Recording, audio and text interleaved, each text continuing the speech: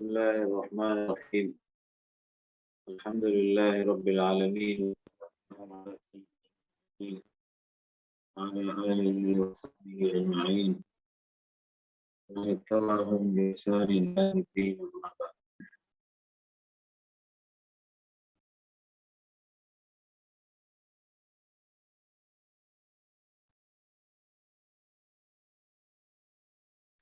الحمدللہ اللہ کے فضل و نعمت سے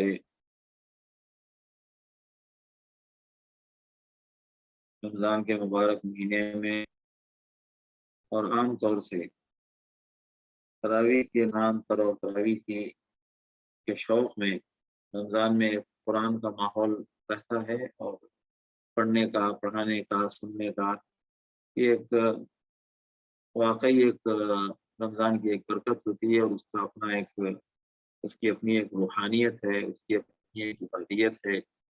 اللہ قبول فرمائے اور اللہ ہمیشہ دین کی سرگرمیوں کے سلسلے میں اللہ ہمیں سرگرم رکھے۔ تو اسی تراویح کی ان حالات کی وجہ سے،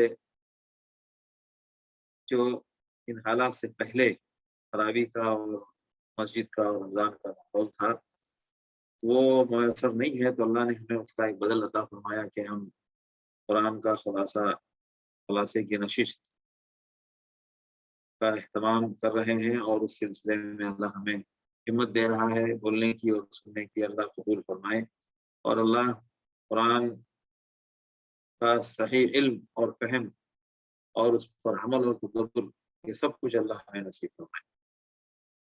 گفتگو سورہ ہجر پر ہے آج۔ یہ پاروں کی تقسیم کے اعتبار سے 14واں پارہ ہے اور 14ویں پارے کی پہلی صورت ہے، اور صورتوں کی ترتیب جو قرآن میں 114 صورتیں ہیں اس ترتیب میں اس صورت کا نمبر 15واں نمبر ہے۔ یہ صورت بھی مکی ہے، مکے میں نازل ہوئی، اور اس کا مضمون بھی وہی پچھلی صورتوں سے ملتا جلتا ہے، یعنی اللہ کے رسول صلی اللہ علیہ وسلم کی قرآن کی کتاب حق اور وحی الہی ہونے کا اظہار اور اعلان، اور اللہ کے رسول صلی اللہ علیہ وسلم کی رسالت پر ایمان لانے کی ترغیب اور تبلیغ، اور اس کو نقلی دلائل سے یہاں اس میں نقلی دلائل پیش کیے گئے ہیں۔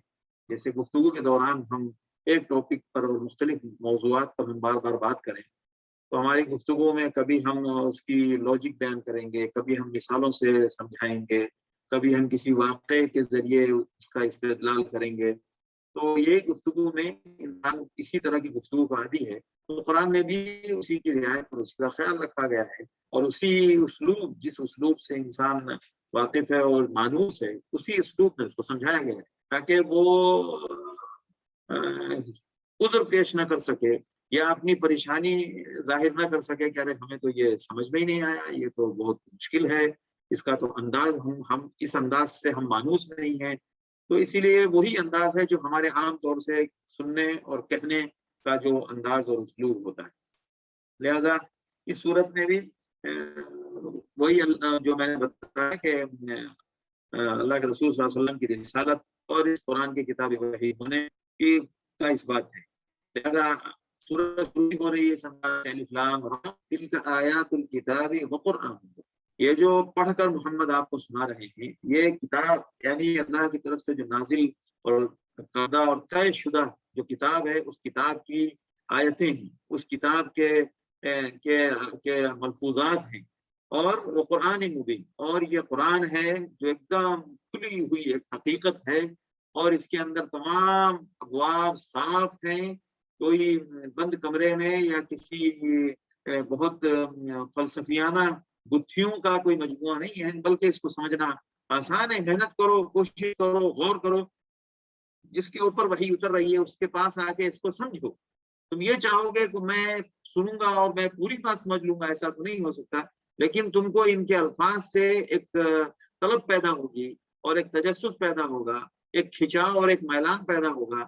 اس میلان کا حل یہ ہے کہ تم محمد صلی اللہ علیہ وسلم کے پاس آؤ، وہ آپ کو اس کی مزید تفصیل اور حقیقت اور اس کا مزید مفہوم واضح کر کے دیں گے۔ لہذا وہی بات ہے قرآن اور کتاب مبین. اور کافروں کو کہا گیا ہے کہ ایک وقت ایسا بھی آئے گا ربما یود الذین کفروا لو کانوا مسلمین، ایک وقت ایسا آنے والا ہے جیسا کہ ہم پچھلے سن کر آئے ہیں، یا لیتنا نرد ولا نکذب بآیات ربنا ونکون من المؤمنین، کاش کہ ہمیں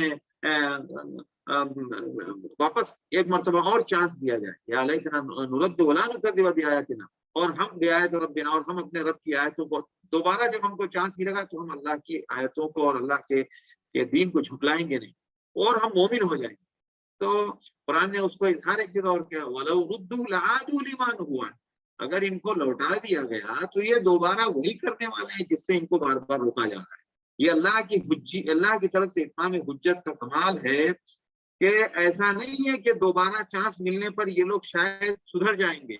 اللہ فرما رہے ہیں کیونکہ اللہ کے علم میں معلوم ہے کہ انہوں نے جن بنیادوں پر دھوکہ کھا کر اس کو جھٹلایا ہے وہ دھوکہ ان کے اندر دوبارہ پیدا ہوا، کیونکہ ان کے اندر کا جو مزاج ہے، جو اپنے نفس میں جس سے یہ لڑ نہیں پاتے ہیں، جس سے ٹکرا نہیں پاتے ہیں، وہاں پر یہ دوبارہ شکست کھائیں گے اور وہی حرکت کریں گے جو انہوں نے پہلے کی ہے.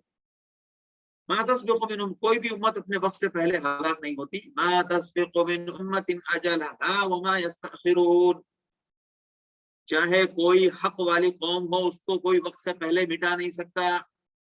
کوئی باطل، کوئی دشمن، کوئی بہت زیادہ شر پسند جماعت ہو، وہ بھی اپنی جتنی عمر اس کی متعین ہے اللہ کی طرف سے وہ اس سے پہلے مٹے گی نہیں.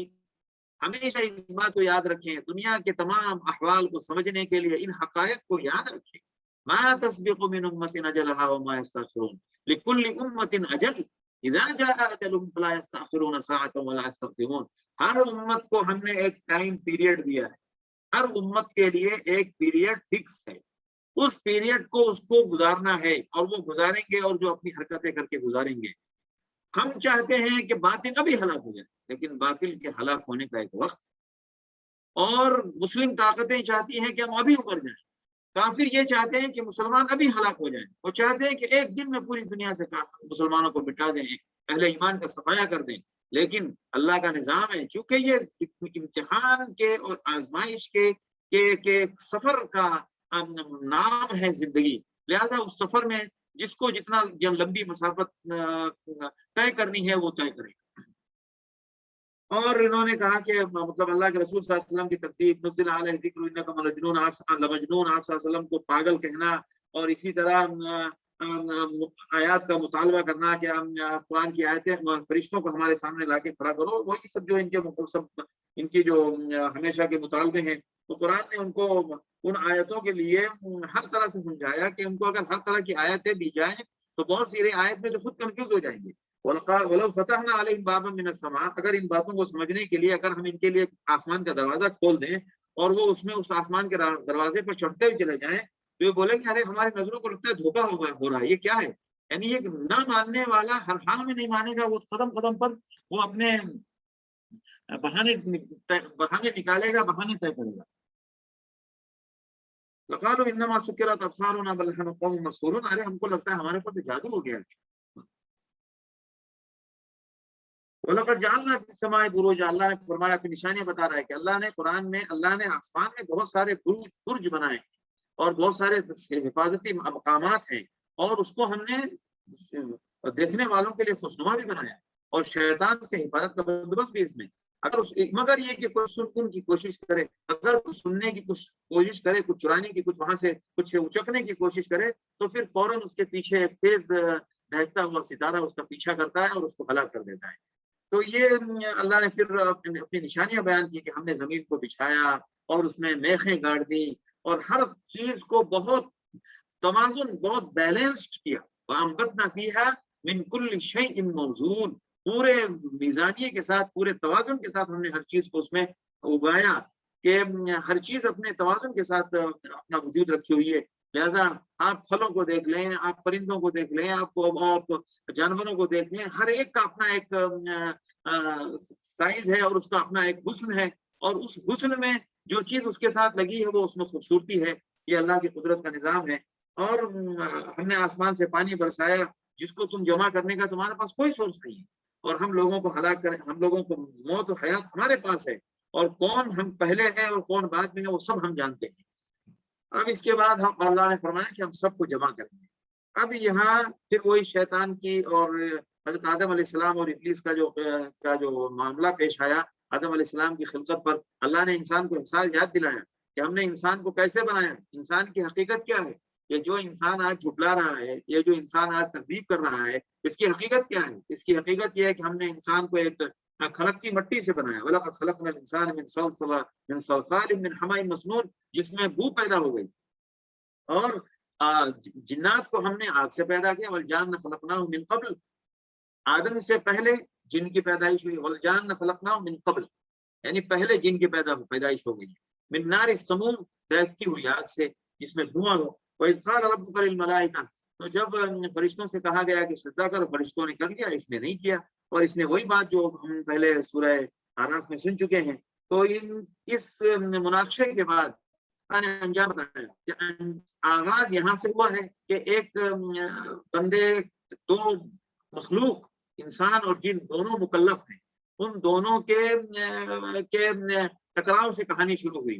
اس نے سجدہ کیا، اس نے انکار کر دیا، سجدہ کرنے کے بعد نہ کرنے پر اس نے اکڑ دکھائی، اور جس کے لیے سجدہ کروایا گیا اس کو جنت میں اللہ نے داخل کیا، اور اس سے بھی ایک حکم کی خلاف ورزی ہو گئی، تو اس نے فوراً اپنے گناہ کی معافی مانگ لی۔ لہذا اس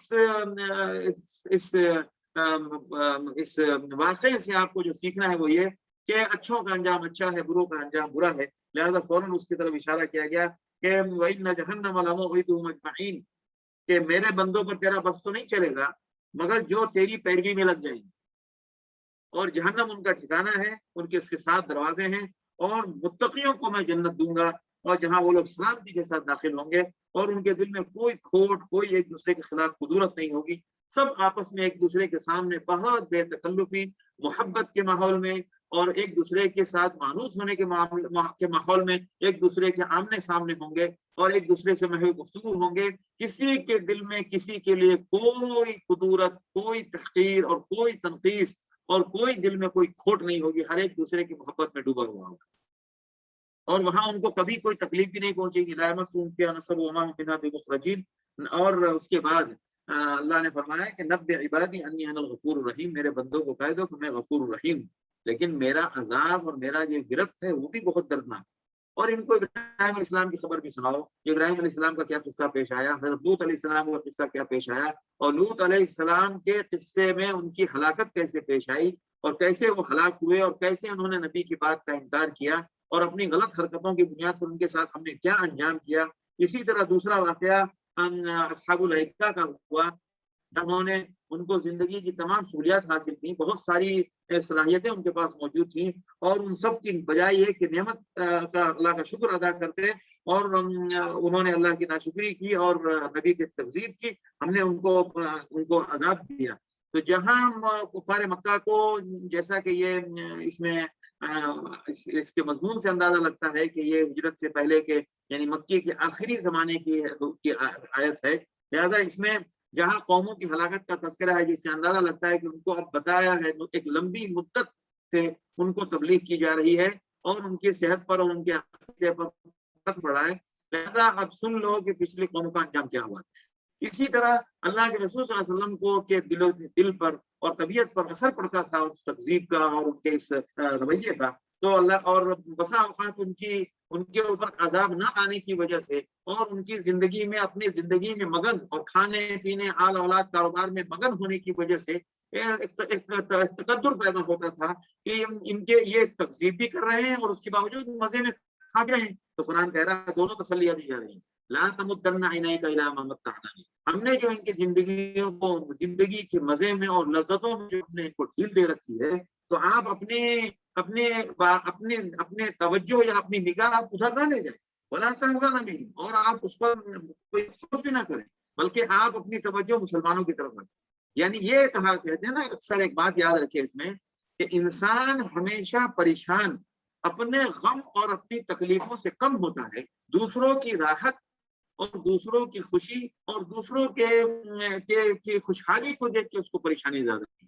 تو وہی یہاں کہا جائے کہ آپ کافروں کے احوال کو دیکھیں گے تو آپ کو الجھن ہوگی، کیوں کہ ایک تو وہ غلط کام کر رہے ہیں، عقیدہ ٹھیک نہیں ہے، کفر کر رہے ہیں، شرک میں ڈوبے ہیں، اور زندگی کے تمام لذتیں اور آسائش میں سے لطف سے محظوظ بھی ہو رہے ہیں. تو ہم ان کو دیکھیں گے تو ہماری اپنی طبیعت میں تکدر بڑھے گا. لہٰذا فرمایا گیا کہ آپ ان کو نہ دیکھیں، وقت کی جناح کھلی ہوگی. آپ اپنے توجہ اور اپنے پہلو کو مسلمانوں کے لیے نرم رکھیں اور ان کی طرف متوجہ رہیں. اور آپ کہہ دیجئے کہ میں تو ایک کھلا ڈرانے والا ہوں، اور جنہوں نے قرآن کو الذین جعلوا القرآن عظیم فوربک لنسألنهم، جنہوں نے قرآن کے ساتھ بے اعتنائی برتی اور اس کے ساتھ ظلم کیا اور اس کو قبول نہیں کیا اور اس سے بدعت گئے، الذین جعلوا القرآن عظیم فوربک لنسألنهم اجمعین، تو ان کی حرکتوں کو ہم قیامت کے دن بتائیں گے. آپ جو ہے کھل کر جو کچھ بھی آپ سے کہا گیا اس کو بیان کیجئے، اور جو آپ کا مذاق اڑا رہے ہیں ہم ان سے نبٹ لیں گے. انا کفیناک المستہزئین الذین یجعلون مع اللہ، تو اللہ کے علاوہ دوسروں کو معبود بناتے ہیں اور ان کو معلوم پڑے گا. وَلَقَدْ نَعْلَمُ، اور ہمیں یہ پتا ہے، أَنَّكَ يَضِيقُ صَدْرُكَ بِمَا يَقُولُونَ، آپ کے دل میں بہت الجھن پیدا ہوتی ہے، آپ کے دل میں تنگی محسوس ہوتی ہے جب ان کی باتیں آپ سنتے ہیں. تو اس کا علاج کیا ہے؟ فَسَبِّحْ بِحَمْدِ رَبِّكَ، اللہ کی تسبیح میں لگ جائیں. آپ یقین کیجئے زندگی کی جتنے دکھ تکلیف کا موقع آئے اس کا بہترین علاج ہے تسبیح. فَسَبِّحْ بِحَمْدِ رَبِّكَ سبحان اللہ والحمد للہ ولا الہ الا اللہ واللہ اکبر. عموماً دوسروں کے حالات دیکھ کر اپنی تنگی، اپنی بدحالی، اپنے مشاکل، اپنی مصیبتیں، اپنی آزمائشیں سے اگر انسان گزر رہا ہے تو دوسروں کے اچھے احوال کو دیکھ کے اس کے اپنے غم کا جو تکلیف ہے وہ بڑھ جاتی ہے، اس کا احساس اور گہرا ہو جاتا ہے، اور اس کی آزمائش کے اندر جو الجھن ہے وہ بڑھ جاتی ہے. لہذا وہ اس کو دور کرنے کا بہترین راستہ کیا ہے کہ آدمی فوراً تسبیح کا سہارا ہے. لہذا دوسروں کی خوشحالی کو دیکھ کے اپنی بدحالی کا موازنہ کریں گے تو تکلیف دوبارہ ہو جائے گی اور پریشانی مزید میں اضافہ ہوگا. ذہن کے اندر مطلب احساسات اور منفی احساسات پیدا ہوں گے. تو اس کا طریقہ ہے فوراً انسان تسبیح میں لگ جائے. اور حدیث میں آتا ہے کہ سبحان اللہ والحمد للہ ولا الہ الا اللہ واللہ اکبر، یہ ایک مرتبہ کہنا میرے لیے دنیا و ما فیہا کی پوری قیمت سے زیادہ بڑی قیمتی چیز ہے. لہذا یہاں کہا گیا وہی سبح بحمد ربک وکن من الساجدین، اللہ کی طرف رجوع کرو، عبادت کی طرف. اللہ تسلی دے رہے ہیں کیونکہ ہر بندہ یہ چاہتا ہے کہ دنیا کے تئیں میری جتنی خواہشات ہیں وہ سب میرے سامنے آ جائیں اور میری پوری ہو جائے. ہر بندہ یہ چاہتا ہے، لیکن اللہ کی مشیت یہ نہیں ہے اور وہ ہماری پریشانیوں کا حل بھی نہیں. ہم چاہتے ضرور ہیں کہ ہمارے پاس دولت بہت زیادہ ہو، ہمیں کیا پتا کہ دولت آنے کے بعد ہوگا کیا. ہوس تو انسان کو ہے، ہر انسان چاہتا ہے کہ میرا بہت بڑا گھر ہو. اسے کیا معلوم کہ بہت بڑا گھر ہونے کے بعد میں آرام سے سو سکوں گا یا نہیں. وہ ایک انسان چاہتا ہے کہ میرے پاس بینک میں بہت بیلنس ہو. اب کیا پتا اس کے کہ بینک کا بیلنس اسے آرام بھی پہنچے گا کہ نہیں پہنچے گا. وہ آرام نہ پہنچنے اور راحت نہ ملنے کی ہزار مثالیں دنیا میں موجود ہیں. تو اصل جو آرام اور راحت کی چیز ہے وہ کیا؟ وہ طے شدہ ہے. وہ کیا ہے؟ فسبح بحمد ربک، اللہ کی تسبیح بیان کرو، اللہ کی تسبیح پڑھو، اللہ کی تسبیح پاکی بیان کرو اور تسبیح کا اہتمام کرو. یہ یقینی بات ہے کہ اس میں آپ کو آرام پہنچے. دنیا کی کسی چیز میں آرام پہنچے نہ پہنچے لیکن یہ ہر حال میں آرام پہنچائے گی. یہ شروع میں کہنے سے آرام نہیں پہنچے گا کیونکہ ہمارے دل میں تو شیطان نے مال و حواس، عہدے اور آسائش، اسباب، سامان اور شہرت، دولت، ان سب چیزوں کا جو میل اور غبار ہمارے دماغ پہ بیٹھا ہے وہ ایک مرتبہ کی اگر تسبیح سے نہیں ہٹ رہا ہے تو بار بار پڑھیے، بار بار پڑھیے، اللہ کی طرف یاد کر کے اللہ کی محبت کے ماحول میں لا کے پڑھیے. انشاءاللہ وہ جو ایک حوث پیدا ہوئی ہے وہ ختم ہو جائے گی اور وہ دور ہو جائے گی.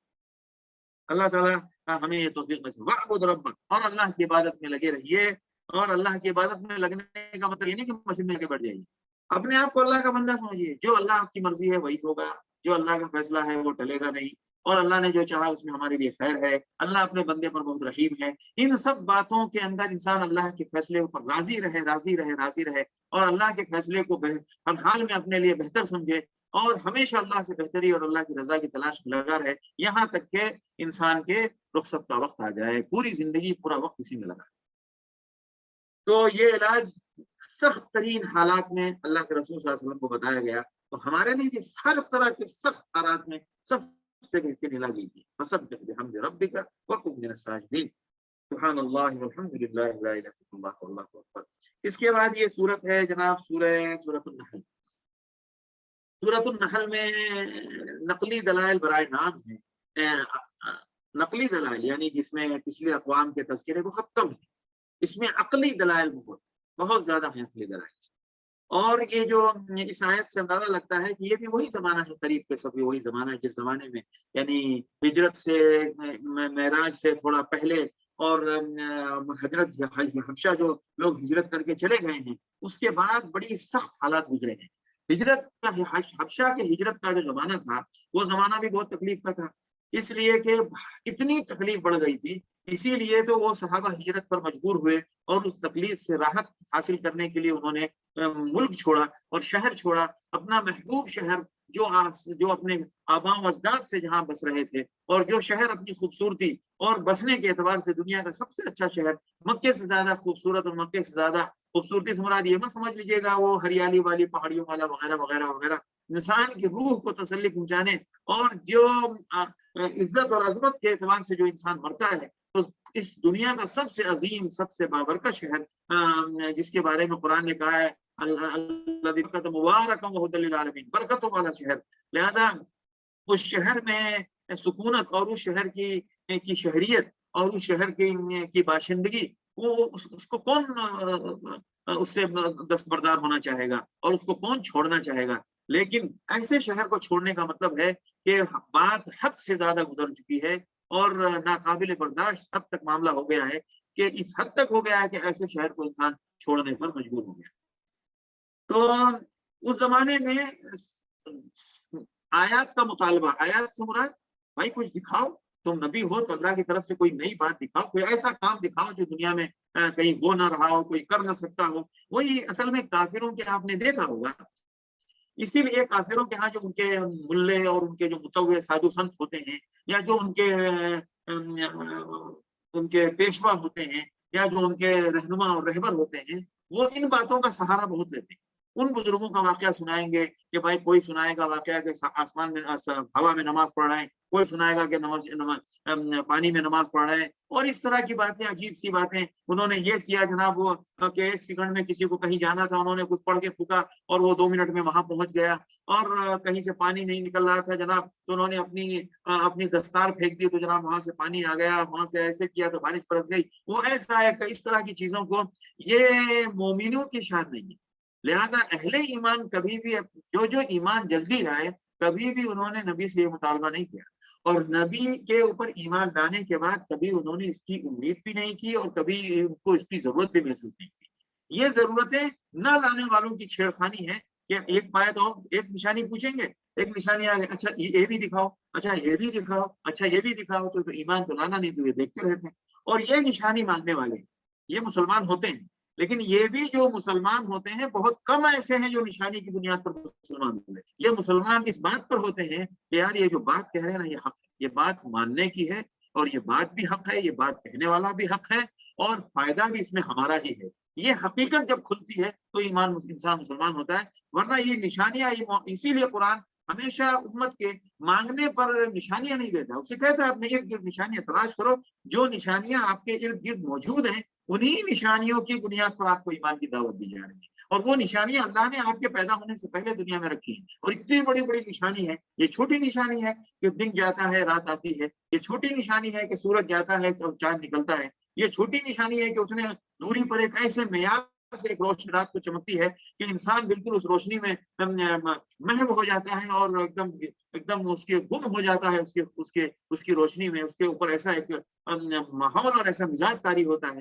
سورج کی روشنی معمولی روشنی ہے کہ جو پوری دنیا کو ایسی روشن کر دیتی ہے کہ انسان اگر تیز کچھ علاقوں میں ایسا ہو کہ انسان جلد بھن جائے، اور اس کی روشنی اور یہ قدرت کا نشان تھوڑا ہے کہ وہ اتنا تیز روشنی والا سورج اللہ کی طرف سے ایک ہوا اٹھتی ہے اور ایک بادل آتا ہے اور اس کو ایسا بے نور کر دیتا ہے کہ وہ دن میں اسی 12 بجے اگر یہ بادل چھٹ جائے تو سورج آگ برسائے، اور یہ بادل سامنے ہو تو سورج کی آگ کی کوئی حیثیت نہیں، یہ سامنے زمین سے اٹھے ہوئے تھوڑے بخارات اس کو بے حیثیت کر دیتے ہیں۔ یہ سب نشانیاں کم ہیں، تو اسی لیے نشانیاں مانگنے کی، اس میں بھی نشانیوں کا جو مطالبہ ہے تو قرآن نے ان نشانیوں کی طرف، نقلی دلائل کی طرف ان کی توجہ ادھر توجہ بٹائی ہے ان کی کہ تم جو کہتے ہو کہتا اللہ اللہ کا حکم آ گیا، فلا تستعجلوا، جلدی مت کرو، تو ينزل الملائکۃ بالروح، اللہ فرشتوں میں سے روح کے ساتھ اپنے حکم کے لے کر جس بندے پر چاہے نازل کرتا ہے،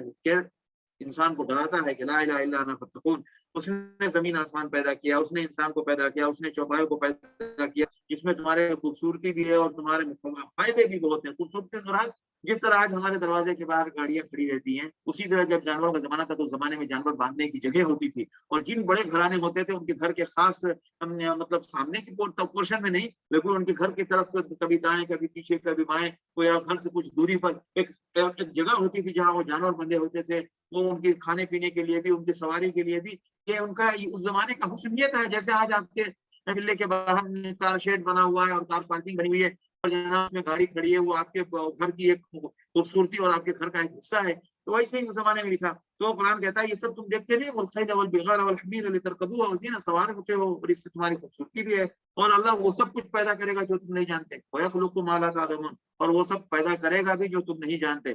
اللہ سائیکل پیدا کرے گا، پھر بائک پیدا کرے گا، پھر اس کے بعد گاڑیاں پیدا کرے گا، پھر جہاز پیدا کرے گا، بہت ساری وہ چیزیں پیدا ہونے والی جو تم نہیں جانتے۔ آج سے 200 سال پہلے کس کو پتا تھا کہ کمپیوٹر نام کی بھی کوئی چیز دنیا میں آئے گی؟ آج سے 100 سال پہلے کہاں کسی کے خیال میں آ رہا ہوگا کہ موبائل فون، اسمارٹ فون اس تیزی سے دنیا میں ہوگا اور ہر ایک دور دور کی چیزوں کو دیکھنا آسان ہو جائے گا۔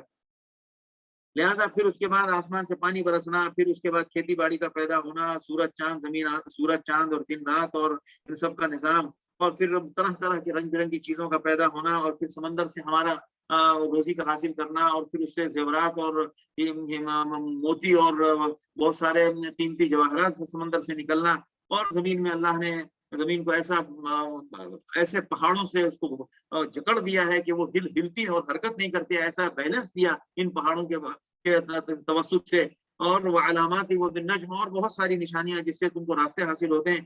افمن یخلق کمن لا یخلق، کیا وہ ذات جو پیدا کرتا ہے اور وہ جو نہیں پیدا کرتی ہے دونوں برابر ہو سکتے ہیں؟ خالق اور مخلوق برابر ہو سکتے ہیں؟ افلا تذکرون، اتنی ہوش اتنا شعور نہیں ہے تم کو؟ تو یہاں دعوت خالق کی طرف بلایا جا رہا ہے تم کو، اور پھر اللہ فرمانے کی نعمتوں کو شمار کرو گے، اللہ تو معاف کرتا ہے، تم ناشکری کر رہے ہو، اللہ بہت معاف کرتا ہے، ورنہ نعمتیں تو اتنی ہیں کہ تم زندگی بھر شمار نہ کر پاؤ، اور اللہ ہر ڈھکی چھپی بات کو جانتا ہے۔ اور وہ لوگ جو اللہ کے علاوہ دوسرے کی عبادت کرتے ہیں، لا یخلقون شیئا، کچھ پیدا نہیں کرتے، وہم یخلقون، بلکہ ہر شے پیدا ہوئی ہے، ہر شے مخلوق ہے، اور وہ تو مرے ہوئے، انہیں پتا بھی نہیں کہ کب دوبارہ پیدا ہوں گے، کب دوبارہ اٹھائے جائیں گے۔ الہکم الہ واحد، تعریف، توحید، اس بات رسالت اور آخرت، یہ سب کچھ اس میں اس کی دعوت دی جا رہی ہے، اللہ تمہارا ایک ہے۔ الذین لا یؤمنون بالآخرہ، جو لوگ آخرت پر ایمان نہیں رکھتے تو ان کے دل انکاری ہو گئے، ان کے دل میں انکار رچ بس گئی ہے، وہ ہر بات میں بس منائی کریں گے۔ وہم مستكبرون، اور معاملہ کیا ہے، ان کے دل میں اکڑ بیٹھ گئی ہے، وہ اپنے سامنے دوسرے کی سننے سمجھنے کے لیے تیار نہیں ہے۔ لہٰذا آپ دیکھیں ایک چیز دیکھیے گا، الہکم الہ واحد فالذین لا یؤمنون بالآخرہ، ایمان بالآخرہ اور الہ، یہ دونوں غیب کی بہت بڑی حقیقت ہے، لہٰذا یہ دونوں بہت اہم عقیدے کی بنیاد ہیں۔ لہٰذا اس کے لیے قرآن اور رسول، یہ دو چیزیں جو ظاہر میں ہیں، یہ ہمارے لیے بنتی ہیں، مددگار بنتی ہیں دو غیب کی چیزوں کی طرف جو بنیاد ہے ہمارے عقیدے کی، ایمان، اللہ، رسول، آخرت، کتاب، یہ چار چیزیں، یعنی دو چیزیں ظاہر ہیں، جو دو چیزیں پورے طور پر مدد کرتی ہیں ہمیں دو غیب کی اہم باتوں کو سمجھانے کی، اور وہ دو غیب کی اہم باتیں کیا ہے؟ اللہ اور آخرت کا ایمان، یہ دو چیزیں بہت بنیادی ہیں۔ اللہ کا انکار، آخرت کا انکار، آخرت کا انکار، اللہ کا انکار، کیونکہ یہ دونوں لازم ملزوم چیزیں، اور ان دونوں باتوں کو سمجھانے کے لیے اللہ نبی اور کتاب بھیجتا ہے۔ لہذا اس کے بعد اللہ نے پھر وہ جنت اور جہنم کا مطلب جو لوگ نہیں مانیں گے ان کا انجام یہ ہوگا کہ ثم یوم القیامت یخزیہم، اللہ ان کو رسوا کرے گا اور وہ جہنم میں جائیں گے، فادخلوا ابواب جہنم۔ اور جو لوگ اللہ کے دین کو اور کتاب کو ماننے والے، قیل للذین اتقوا ماذا انزل ربکم، اللہ نے کیا اتارا، قالوا خیرا، جو کچھ بھی اتارا اللہ نے ہمارے لیے اچھا اتارا۔ تو جو لوگ اس دنیا میں اچھا کر رہے ہیں ان کے لیے اچھائی ہے، اور آخرت کا دن تو ان کے لیے اور بہتر ہے، ولدار الآخرۃ خیر، جنات عدن یدخلونہا، جنت میں داخل ہوں گے۔ اور الذین تطوفوا، جو لوگوں کو، جن فرشتوں کو اللہ نے اس دنیا سے، جن فرشتوں نے انسانوں کو اس دنیا سے اس حالت میں ان کی روح قبض کی ہے کہ وہ طیب تھے، کلمہ طیب کے ماننے والے تھے، یعنی طیب تھے، شرک سے پاک تھے، اور اللہ کے دین اور اللہ کے رسول اور کتاب کو ماننے والے تھے، آخرت پر ایمان رکھنے والے تھے، تو قیامت کے دن فرشتے ان سے کہیں گے سلام علیکم، آپ کے اوپر سلامتی ہو، جنت میں داخل ہو جائے۔ اب یہ لوگ کس چیز کا انتظار کر رہے ہیں جو نہیں مان رہے؟ کیا نشانی کا انتظار کر رہے ہیں؟ اب اللہ کی نشانی آ جائے گی پھر تو ان کا کچھ نہیں ہوگا معاملہ، کچھ ان کو فائدہ نہیں پہنچے گا۔ اسی طرح انبیاء کے بھیجنے کی بار بار وَلَقَدْ بَعَثْنَا فِي كُلِّ أُمَّةٍ رَسُولًا، ہم نے ہر امت میں رسول بھیجا ہے کہ اللہ کی عبادت کرو اور شیطان سے بچو، شیطان اور گمراہی سے بچو، وَاجْتَنِبُوا الطَّاغُوتَ، تو ان میں سے اللہ نے کچھ کو ہدایت کی اور کچھ کے اوپر گمراہی طے تھی، لہٰذا تم دنیا میں گھوم گھوم کے دیکھو کہ کیا ہوا، انتہائی سالہ ہداہم، اگر آپ ان کی ہدایت کے لیے آپ کتنے بھی پریشان ہو جائیں، لیکن فَإِنَّ اللَّهَ لَا يَهْدِي مَن يُضِلُّ، جو گمراہ، جس کو اللہ گمراہ کرے اس کو کوئی ہدایت نہیں دے سکتا، وَمَا لَهُم مِّن نَاصِرِينَ۔ اور اس کے بعد اللہ نے پھر رسالت کے بارے میں دوسری بات فرمائی، وَمَا أَرْسَلْنَا مِن قَبْلِكَ إِلَّا رِجَالًا نُوحِي إِلَيْهِمْ، آپ سے پہلے ہم نے جتنے بھی بھیجے وہ سب مرد بھیجے، سب مردوں کے اوپر ہم نے وحی کی ہے۔ اسی طرح کی آیتوں سے ہمارے بہت سارے مفسرین کہتے ہیں کہ اللہ نے غیر مرد کو نبی نہیں بنایا۔ بعض لوگ حضرت مریم کے اور حضرت موسیٰ علیہ السلام کی والدہ کے اور پھر بہت ساری خواتین کے بارے میں نبوت کے قائل ہیں، اور وہ یہ بھی قائل ہیں اس کے ساتھ کہ ان کی نبوت تبلیغ کے لیے نہیں تھی، اعزازی نبوت تھی۔ واللہ عالم، نبوت ایک مقصد ہے اور نبوت کہتے ہی اس کو ہے کہ تبلیغ کے لیے نبوت ہوتی ہے، لہذا یہ کہنا کہ یہ اعزازی نبوت تھی یہ ایک بہرحال اعتراض کی بات ہے، اور یہ آیت تو بالکل صاف ہے، وما ارسلنا من قبلک الا رجالا، ہم نے آپ سے پہلے جتنے بھی جس پر بھی ہم نے وحی کی ہے وہ مرد تھی، الا رجالا نوحی الیہ فاسألوا اہل الذکر، تو بھائی جو لوگ اس کا علم رکھتے ہیں ان سے پوچھو کہ نبوت پہلی بار آئی ہے یا بار بار آ چکی ہے اس سے پہلے۔ اور اسی طرح پھر دوبارہ وہ نقلی دلائل بہت ہیں اس صورت میں، اولم جس طرح سورہ انعام میں ہے، سورہ انعام میں اسی طرح یہاں ہے، اولم یروا الی ما خلق اللہ من شیء، کیا نہیں دیکھتے تم جو کچھ بھی اللہ نے چیزیں پیدا کی ہے، یتفیأ ظلالہ عن الیمین والشمائل، اس کا سایہ کٹتا ہے دائیں سے بائیں اللہ کی طرف سجدہ کرتے ہوئے، اور وہ سب اپنے راستے پر چلے جا رہے ہیں۔ وقال اللہ لا تتخذوا وَلَهُ مَا فِي السَّمَاوَاتِ وَالْأَرْضِ، اور سب کچھ اللہ کا ہے زمین و آسمان میں، اور پھر ان کو توحید کی طرف توحید کی ان کی تنبیہ کی گئی ہے، وَيَجْعَلُونَ لِلَّهِ مَا يَكْرَهُونَ، اللہ کی طرف وہ باتیں منسوب کرتے ہیں جو ان کو نہیں کرنا چاہیے، اور ان کی زبانیں جھوٹ بولتی ہیں کہ ان کا بھلا ہوگا، کام غلط کرو گے تو بھلا کیسے ہوگا؟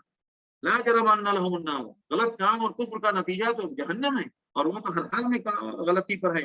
تاللہ لقد ارسلنا الى امم من قبلک، ہم نے آپ سے پہلے بھی بہت سارے نبی بھیجے، فزین لهم الشیطان اعمالهم، شیطان نے ان کو ان کے اپنے کارنامے اور ان کی اپنی حرکتوں کو بہت حسین بنا کے دکھایا، یعنی ان کو اپنے کارناموں پہ مطمئن رکھا، نہیں آپ جو کر رہے ہو ٹھیک، فزین لهم الشیطان اعمالهم کا مطلب کبھی یہ سوچنے کی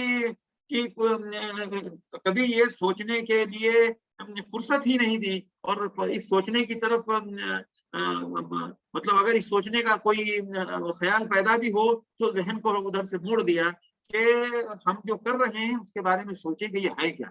اپنے ہر بات پہ مطمئن ہو جانا یہ شیطان کی طرف سے ہوتا ہے اکثر، الا یہ کہ ہمیں قرآن و حدیث کی دلائل کی بنیاد پر ہمیں اطمینان ہوا۔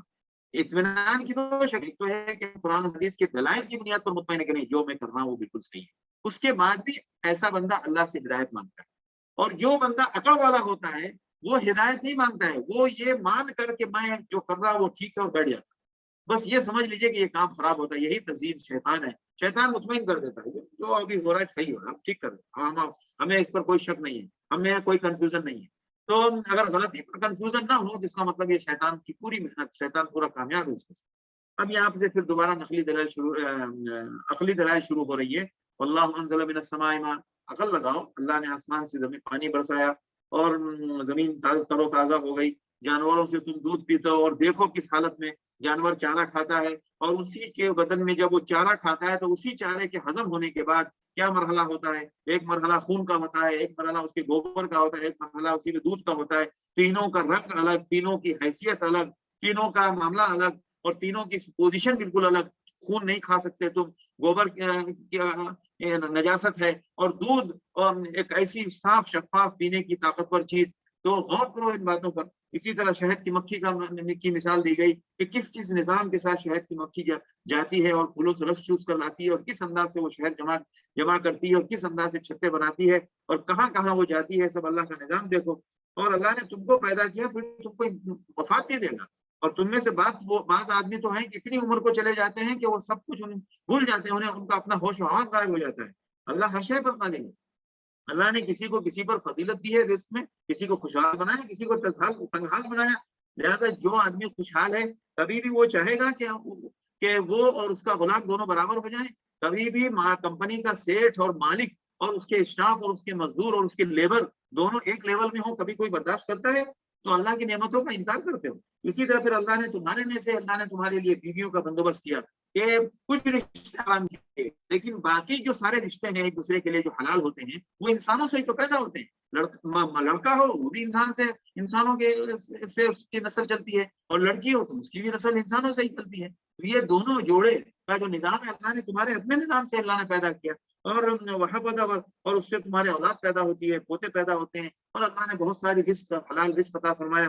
تو کیا کفر بالباطل یؤمنون, یعنی باطل بات پر ایمان رکھو گے اور اللہ کی بات کا انکار کرو گے, اور جو زمین آسمان میں کچھ نہیں کر سکتے ان کی عبادت کرتے ہو. اب فلا تضربوا للہ الامثال, اللہ کو مثالوں کے ذریعے ادھر ادھر کی مثالوں کے ذریعے اللہ کے لیے مثال مت دو. اللہ جانتا ہے اور تم نہیں جانتے. اب اللہ فرمانے بتاؤ کہ ایک بندہ جس نے جو مملوک ہو اور وہ کچھ نہیں کر سکتا, اور وہ جس کو ہم نے رزق حسن عطا فرمایا اور وہ خوب ہر موقع پر خرچ کرتا ہے, دونوں برابر ہو سکتے ہیں؟ ایک کے پاس کچھ نہیں ہے اور ایک بندہ خوب خرچ کرتا ہے, تو کیسے برابر ہو سکتے ہیں؟ تو امت اور محمد, امت اور نبی دونوں کیسے برابر ہو سکتے ہیں؟ ایک گمراہ جس کو ہدایت چاہیے اور ایک بندہ وہ جو ہدایت کے راستے اور ہدایت کے جوہر بھی کھیل رہا ہے, دونوں کیسے برابر ہو سکتے ہیں؟ اور اسی طرح دو لوگوں کی اور مثال دی گئی کہ دو میں سے ایک بندہ گونگا ہے, کچھ کسی چیز پر کوئی صلاحیت نہیں ہے اور اپنے آقا کے لیے بوجھ بنا ہوا, اور جہاں بھی جائے تو وہ مسئلہ ہلاکتی بخیر, کوئی اس سے خیر کی امید نہیں ہے. کیا وہ بندہ جو انصاف کی بات کرتا ہو اور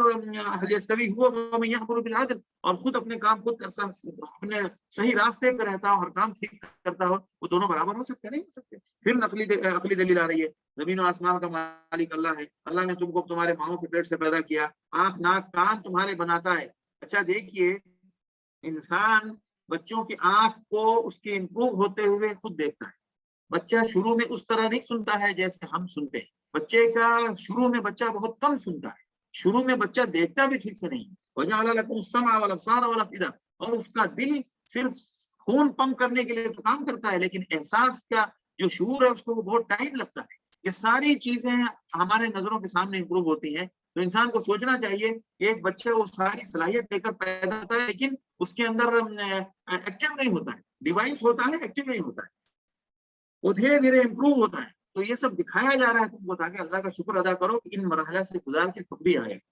اور پھر آسمان میں دیکھو پرندے کیسے اڑتے ہیں, کیسے وہ ہوا میں ٹھہرے رہتے ہیں. کون سا نظام ہے جو ہم اوپر لگا کر, اگر ہم اپنے بدن میں لگا لیں اور ہم اس طرح چھت سے چھلانگ لگا کے اڑنا چاہیں تو انشاءاللہ ہم کہیں اور اڑ کے چلے جائیں گے. اور وہی پرندہ زمین سے اوپر اڑتا ہے, اوپر سے نیچے آتا ہے, اور رائٹ لیفٹ ہوتا ہے, کوئی اس کو ٹینشن نہیں.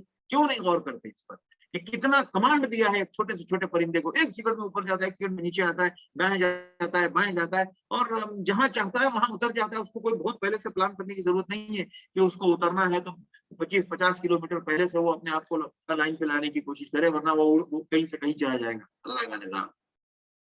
لہٰذا اسی طرح اللہ نے تمہارے لیے, تمہارے گھروں میں اللہ نے تمہارے لیے سکون کا سامان رکھا, اور اس سے چمڑے سے تم گھر بناتے ہو, بہت لائٹ ویٹ, تستخفونھا, کہ جب کہیں سفر پہ گئے تو نکل لیے, اور جب اپنے گھروں میں لوکل مقام پر ہو کبھی ضرورت پڑی تو اس کو استعمال کر لیا. اور پھر ان جانوروں سے اللہ تمہارے لیے اون, اس کے بال کام آتے ہیں, اس کے روموں سے کے الگ استعمال ہے. بعض جانوروں سے اون بنتے ہیں, بعض جانوروں سے دوسری ضرورت کی چیزیں ان کے بال سے بنتی ہے. تو ہر جانور کے اوپر الگ الگ بال بنائے. یا اللہ تیری شان ہے. اللہ ایک ایسی فیکٹری ہے, کوئی دودھ بنا رہی ہے, کوئی اون بنا رہی ہے, کوئی کچھ بنا رہی ہے, اور سب نارمل اللہ کی غذا کو, اللہ کے گھاس پھوس کو کھا کے یہ سب کام ہو رہا ہے جو ہم ساری دنیا میں مل کے نہیں کر سکتے. اس کے بعد اللہ کی نعمت کو کوئی چھٹلائے گا اور اللہ کو نہیں مانے گا تو سوچنے کی بات ہے. اون کتنی قیمتی چیز ہے پتہ ہے آپ کو. یہاں جو لوگ مسار پہنتے ہیں عمانی حضرات, اور اس کا جو اصلی ترما ہوتا ہے شاہتوش, جو ایک بہت قیمتی جو پہاڑوں میں رہنے والا جو جانور ہوتا ہے, بھیڑ, उस भेड़ के ऊपर से बड़ी मुश्किल से मिला या पहाड़ी पकड़ा, और उसका इतना गर्म होता है कि वो बहुत पतला है कि आप एक मुट्ठी में पूरी शाल को सब लपेट ले, और वो इतना गर्म होता है, वो महंगा भी उतना होता है क्योंकि उसका हासिल करना बहुत मुश्किल और वो बहुत कम होता है। तो अब अंदाजा लगाएं कि इतने ठंडे एकदम मतलब वो जो बर्फीले पहाड़ों में जो रहता है, अब उसके बदन पे अल्लाह ने उसकी अपनी खुराक से, वो कहीं से बेचारे ने उसको चार्ज नहीं किया, वो उसी खुराक से उसके बदन पर ठंडे में रहता है, उसके बदन पर इतना गर्म बाल है कि उसको उस ठंडक से कोई नुकसान नहीं पहुंचता। इसीलिए तो यहाँ दिमाग लगा के लोगों ने उसको उससे वो चीजें बनाते हैं। लिहाजा ये गौर करने की बात है, एक एक चीज पर अगर गौर करे तो इंसान बस एक काफी है, एक। या अल्लाह तेरा एहसान है, तूने ईमान नसीब फरमाया। फिर अल्लाह फरमा रहा है कि तुम नहीं देखते कि मिम्मा खलक़ ज़िलाला, वल्लाहु जअल लकुम मिम्मा, अल्लाह ने अपनी पैदा करदा चीजों में से साए का बंदोबस्त भी किया तुम्हारे। तुम अपने तौर पर साए का बंदोबस्त भी नहीं कर सकते। अल्लाह ने ऐसा किया कि उससे साया इस अंदाज से लेकर साए का निजाम चलाया कि उससे तुम्हारे घर बनते हैं, तुम्हारे उठने बैठने के लिए आसानियां होती हैं, आराम के लिए, और पहाड़ों में तुम्हारे ठहरने की जगह बताई। अब मिसाल के तौर पर पहले लोग सफर पे जाते थे तो कहीं रुकना है, कभी बारिश आ गई, तेज आंधी आ गई, कहाँ रुके, कहाँ छुपे। पहले से पहाड़ों में खो बनी हुई है, जल्दी से जाके किसी पहाड़ के खो में जाके इंसान पनाह लेता है। ये अल्लाह का निजाम हो जाने का रखवाना। वजाना सराबील, और ऐसे ऐसे लिबास बनाए जिससे तुम गर्मी से बचते हो। यानी पहन लिया, अगर गर्मी तो ज्यादा लगनी चाहिए, लेकिन उल्टा गर्मी से हम बचते हैं। यानी कपड़ा पहनने के बाद गर्मी से बचाव होता है। बहुत सारे कपड़े ऐसे जैसे कॉटन वगैरह वगैरह जो आप गर्मी में पहनना जरूरी नहीं, तो अगर आप खुले बदन रहेंगे तो आपकी खाल खराब हो जाएगी। आप कपड़ा पहने हुए तो आपकी गर्मी से हिफाजत हो रही है, आपके बदन से कपड़ा चिपका हुआ है और गर्मी से हिफाजत हो रही है। और तफरीक लिबास, और कुछ लिबास ऐसे हैं जिससे तुम अपने जंगों में अपने बदन की हिफाजत करते हो। ज़रा पहन लिया और लोहे की बहुत सारी ढाल बना ली, बहुत सारी चीजें जो हम अल्लाह ने अपनी नेमतें पूरी मुकम्मल करके तुम्हारे पास पहुंचाई है, नेमतों से ढांप दिया है। क्यों क्यों नेमतों से ढांपा है? इसलिए कि मजे करो, इसलिए कि अच्छी अच्छी नौकरी, दौलत और शोहरत में एकदम दीवाने हो जाओ। लअल्लकुम तुस्लिमून, ताकि अल्लाह के हुजूर अपने आप को सरापा सुपुर्द कर दो। सब कुछ तेरा है, इस्तेमाल करने की ताकत भी तूने दी और इस्तेमाल करने का शुऊर भी तूने दिया।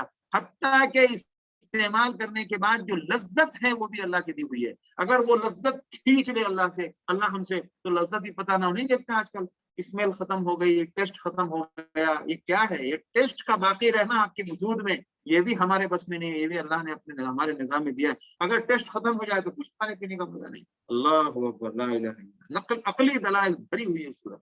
फइन तवल्लु फइन्नमा अलैक, अगर आप इसके बाद भी समझ में नहीं आता ना, तो आपके ऊपर आपको नबी ने पहुंचा दिया। फइन्नमा, ए नबी आप खुल्लम खुल्ला इनको पहुंचा दीजिए।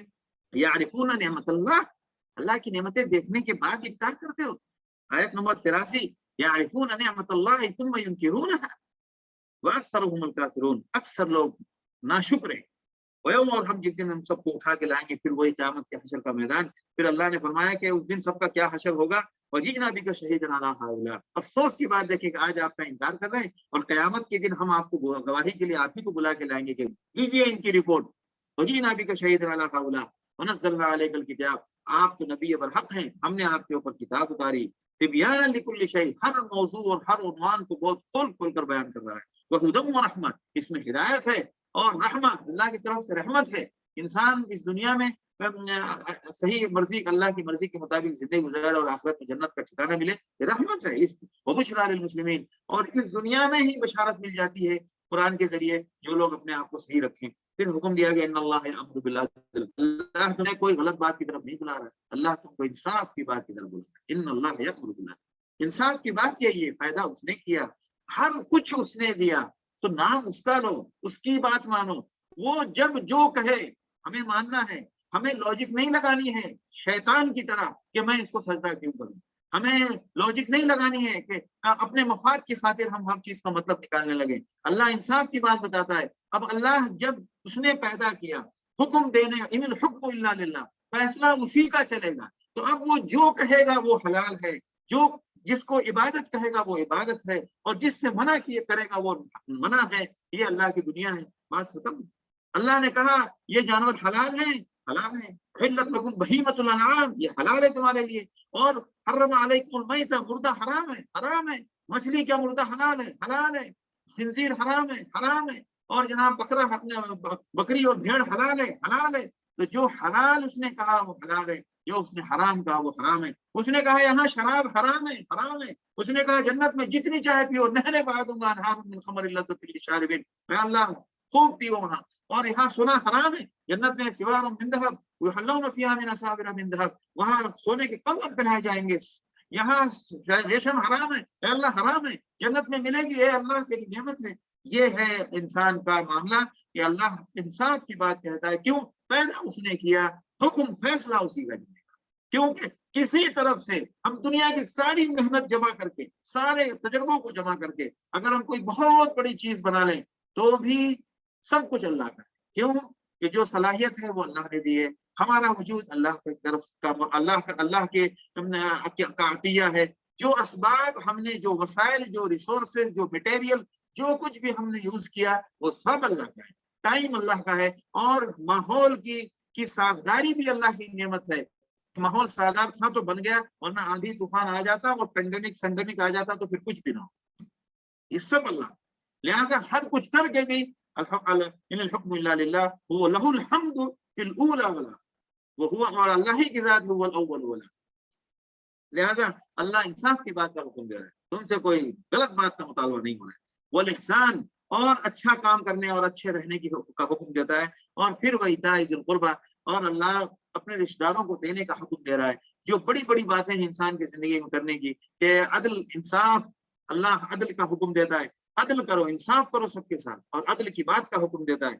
और एहसान, लोगों के साथ भलाई करने का हुक्म देता है। और रिश्तेदारों को देने का के साथ हुस्न सलूक का हुक्म देता है, और बुरी बातों से रोकता है। वयनहा अनिल फहशा, सबसे बड़ा फहशा तो कुफ्र है, और हर गलत बात से रोकता है। वल मुनकर, और हर नापसंदीदा बात से को अल्लाह पसंद करता है, नापसंद करता है और उससे मना करता है। वल बगी, और एक दूसरे के ऊपर आगे बढ़ने, और एक दूसरे का हक मारने, और एक दूसरे के ऊपर जुल्म करने, और एक दूसरे को तकलीफ पहुंचाने, हर एतबार से जो सरकशी का जो मफहूम है वो सबसे अल्लाह मना करता है।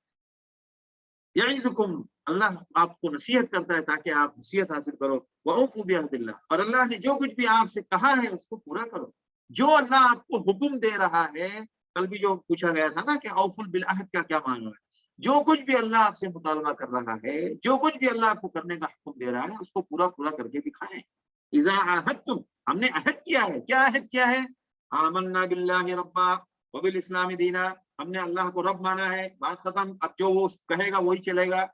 हमने इस्लाम को दीन माना है, लिहाजा इस्लाम में जो कुछ भी है हमें हमारे करने का वो हम करेंगे, और जो जो मना किया गया है उससे हम दूर रहेंगे। यही है अहद पूरा करना। वला तनकुजुल ईमान बाद तौकीदिया, और कसम को आप बिला जरूरत कोई तोड़े ना। वजअलतुमुल्लाह अलैकुम कफीला, किसी कसम कोई कसम खाते हो तो इसका मतलब अल्लाह को तुमने बीच में सालिस बना दिया है, और जो कुछ भी तुम करते हो अल्लाह जानता है। और अल्लाह ने फरमाया कि ऐसा मत करो कि एक औरत को मुस्तकिल रुई काटती रहे, रुई धुलती रहे, रुई धुलती रहे, और उसके बाद वो सब जाय हो जाए। वला तकुनु कल्लती नक़ज़त ग़ज़लहा मिन बादि क़ुव्वतिन अंकासा तत्तख़िज़ूना ईमानकुम दख़लन बैनकुम अन तकूना उम्मतुन हिय अर्बा मिन उम्मह इन्नमा यब्लुकुमुल्लाहु बिही वला युबय्यिनन्ना लकुम यौमल क़ियामति मा कुन्तुम फ़ीही तख़्तलिफ़ून वलौ शाअ अल्लाहु लजअलकुम उम्मतन वाहिदा। अल्लाह अगर चाहे तो सबको एक ही दिन पर रखे, लेकिन अल्लाह जिसको चाहता है गुमराह करता है, जिसको चाहता है अल्लाह हिदायत देता है। और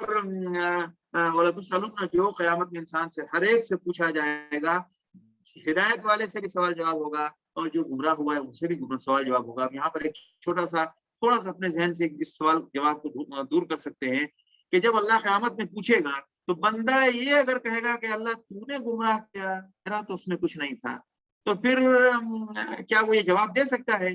नहीं। अल्लाह जब वो गुमराह हुआ है तो अल्लाह उसको बताएंगे कि आप फला फला वजह से गुमराह, आपने गुमराह होने में आपने अपने नफ्स और अपने मिजाज और अपनी लॉजिक को इस्तेमाल किया। क़यामत के दिन इंसाफ की बात होगी और बिल्कुल सही फैसला होगा। उसके बाद वला तश्तरू बिअहदिल्लाहि समनन कलीला, छोटी छोटी बातों के लिए अल्लाह के अहद को बेच मत दो, छोटी छोटी बातों के लिए अल्लाह के हुक्म को तोड़ो मत, अल्लाह के हुक्म की खिलाफ वर्जी मत करो। एक मफहूम निकलता है इसका, इन्नमा इंदल्लाहि हुवा खैरुल लकुम, जो अल्लाह के पास है वो आपके लिए कहीं बेहतर। आपको यहाँ अब हुक्म तोड़ के कोई छोटा सा मफाद हासिल हो जाएगा, लेकिन उस हुक्म की पाबंदी करने से आपको क़यामत में जो मिलने वाला है उसका मुआवजा किसी चीज से नहीं किया जा सकता है। मा इंदकुम यनफदु व मा इंदल्लाहि बाक़, और यहाँ का हासिल किया हुआ तो खत्म हो जाएगा, और अल्लाह के यहाँ जो मिलेगा वो तो हमेशा रहेगा। और सब्र करने वालों को हम बहुत अच्छा सिला देते हैं, जो किया है उसने उससे बढ़ के देंगे, उससे अच्छा देंगे। बिअहसनि मा कानू यअमलून। मन अमिल सालिहन मिन ज़करिन औ उन्सा, जो मर्द औरत अच्छा काम करेंगे हम उनको अच्छी जिंदगी देंगे।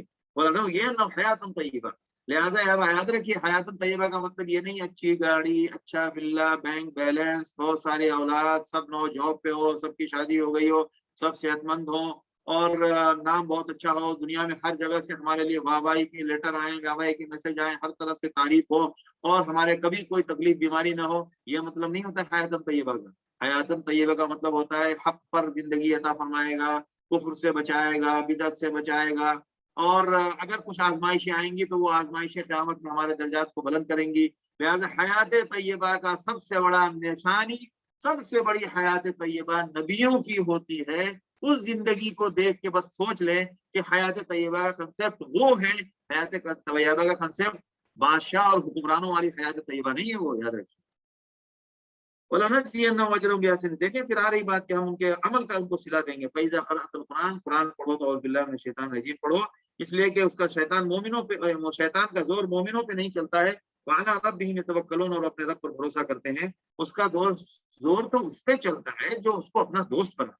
इन्नमा सुल्तानु अला लज़ीना यतवल्लौनहु, तवल्ली का मतलब होता है पीठ पीर के भाग जाना, एक मतलब ये होता है, और एक होता है तवल्ली का मतलब दोस्त बनाना, जअलहु वलिय्यन। तो यहाँ मुराद है कि उसका जोर तो उस पे चलता है जो उसको अपना दोस्त बना है। वल्लज़ीना हुम बिही मुशरिकून, और जो उसके साथ उसकी जात को लेकर अल्लाह के साथ शिर्क करते हैं। और फिर यहाँ जिक्र आ रही है कि